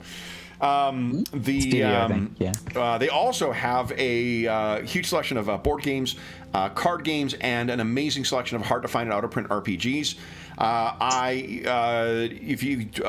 If they don't have in stock what you are looking for, then you can add to a want list, and they will let you know that when it comes in, and then you'll be able to pick it up. Guys, I have great news. My last 2 books on my want list for the Witchcraft RPG, the Eden Studios urban magic thing. I know you guys have been clamoring to play that, but good news, the books are in and they're on their way to me. In addition, there's also a link down below to something called Heroes Save Villages. That is the charity fundraising campaign we run on the channel. It benefits the SOS Children's Villages International Charity, a really amazing organization active in over 130 countries, benefiting over 80,000 orphan and abandoned children, including ongoing relief efforts at the time of recording in Ukraine and the surrounding countries. All donations that go through that link go directly to SOS Children's Villages International. None of it goes to the middleman or any other, or to us or to any other middleman. It just goes to help out those kids. And as a small way of saying thank you, at the end of January 2023, we will be doing a draw in our next charity raffle. Every $25 Canadian that you donate through that link gives you one chance to win. The grand prize, or one of the other great prizes. The grand prize is a copy of Spelljammer Adventures in Space, the Platinum Edition from our friends at Beetle and Grimm's Pandemonium Warehouse. That is my copy back there, but I will be doing an unboxing for it. But if you're not familiar with their products, they are effectively like deluxe editions of 5th edition D&D and some Pathfinder 2 products. They have, this one in particular has the entire adventure plus a shit ton of amazing in-universe handouts and like accessories. There's a cool dice game that comes with it, full selection of maps, a huge selection of miniatures, and some extra content as well. We have used it twice so far to play some, to start playing a one-shot, and we're going to play a charity session in the new year as well. That is our grand prize. If you don't win that, there's still some other amazing prizes, including, I can't remember what else. I need to look at the box set, but we've got something else from Beetle and Grimm that the person from last year who won it didn't claim. So I'm going to have another product from that. As well, Dave, our resident walker of the path of craft and expertise, has put together yet another chainmail dice bag for us too. So if you want to have some damage reduction on your dice, these things are just beautiful. I know I treasure mine. And if you don't win that, there's still some other great prizes as well too. I've got a bunch of stuff sitting in my guest room that I need to give away. And you'll get some stuff from the Dungeon Musings Red Bubble Shop as well. So lots of great prizes, and most importantly, you get a chance to help out some kids who could really use some help. Yes, I saw those. Yeah, there's still a trilogy of, what do you call it, second edition AD&D books that someone didn't claim from last year. So lots of prizes to give away in our next raffle. The last thing I will say is an enormous thank you to our stalwart Blackbirds. So George, Jeffrey, Dave, and Jamie, and most especially David and James, who are sitting up to an ungodly hour in the morning to play tonight. Thank you so much for playing tonight, guys. And I know we gave one away at the start, but because it was such an onerous session and making your hearts pound that hard this early in the morning deserves some kind of reward. Oh, I just inadvertently walked myself into a sex joke. But instead of that, why don't you each take 1 RP on top of that? So Emmeline and Roland will each get 6 RP for the session in total. Thank you, everybody. And for everyone listening at home, thank you so much for joining us for this one session for the entire event. We've been having a lot of fun with this game. So thanks as well to Ryan Vernier for his donating those dice and helping to spread the word about the event, too. So thank you very much to Ryan as well. Last thing, then we hope we'll be back. Let's see here, tomorrow for our final 2 sessions of this holiday event. Until then, we hope that we gave you a few hours to take your mind off of the troubles of our world and think about the troubles that our Blackbirds, our flock, have been running into in the streets of Culbadine. And until we see you again, stay safe, stay healthy, and happy gaming. See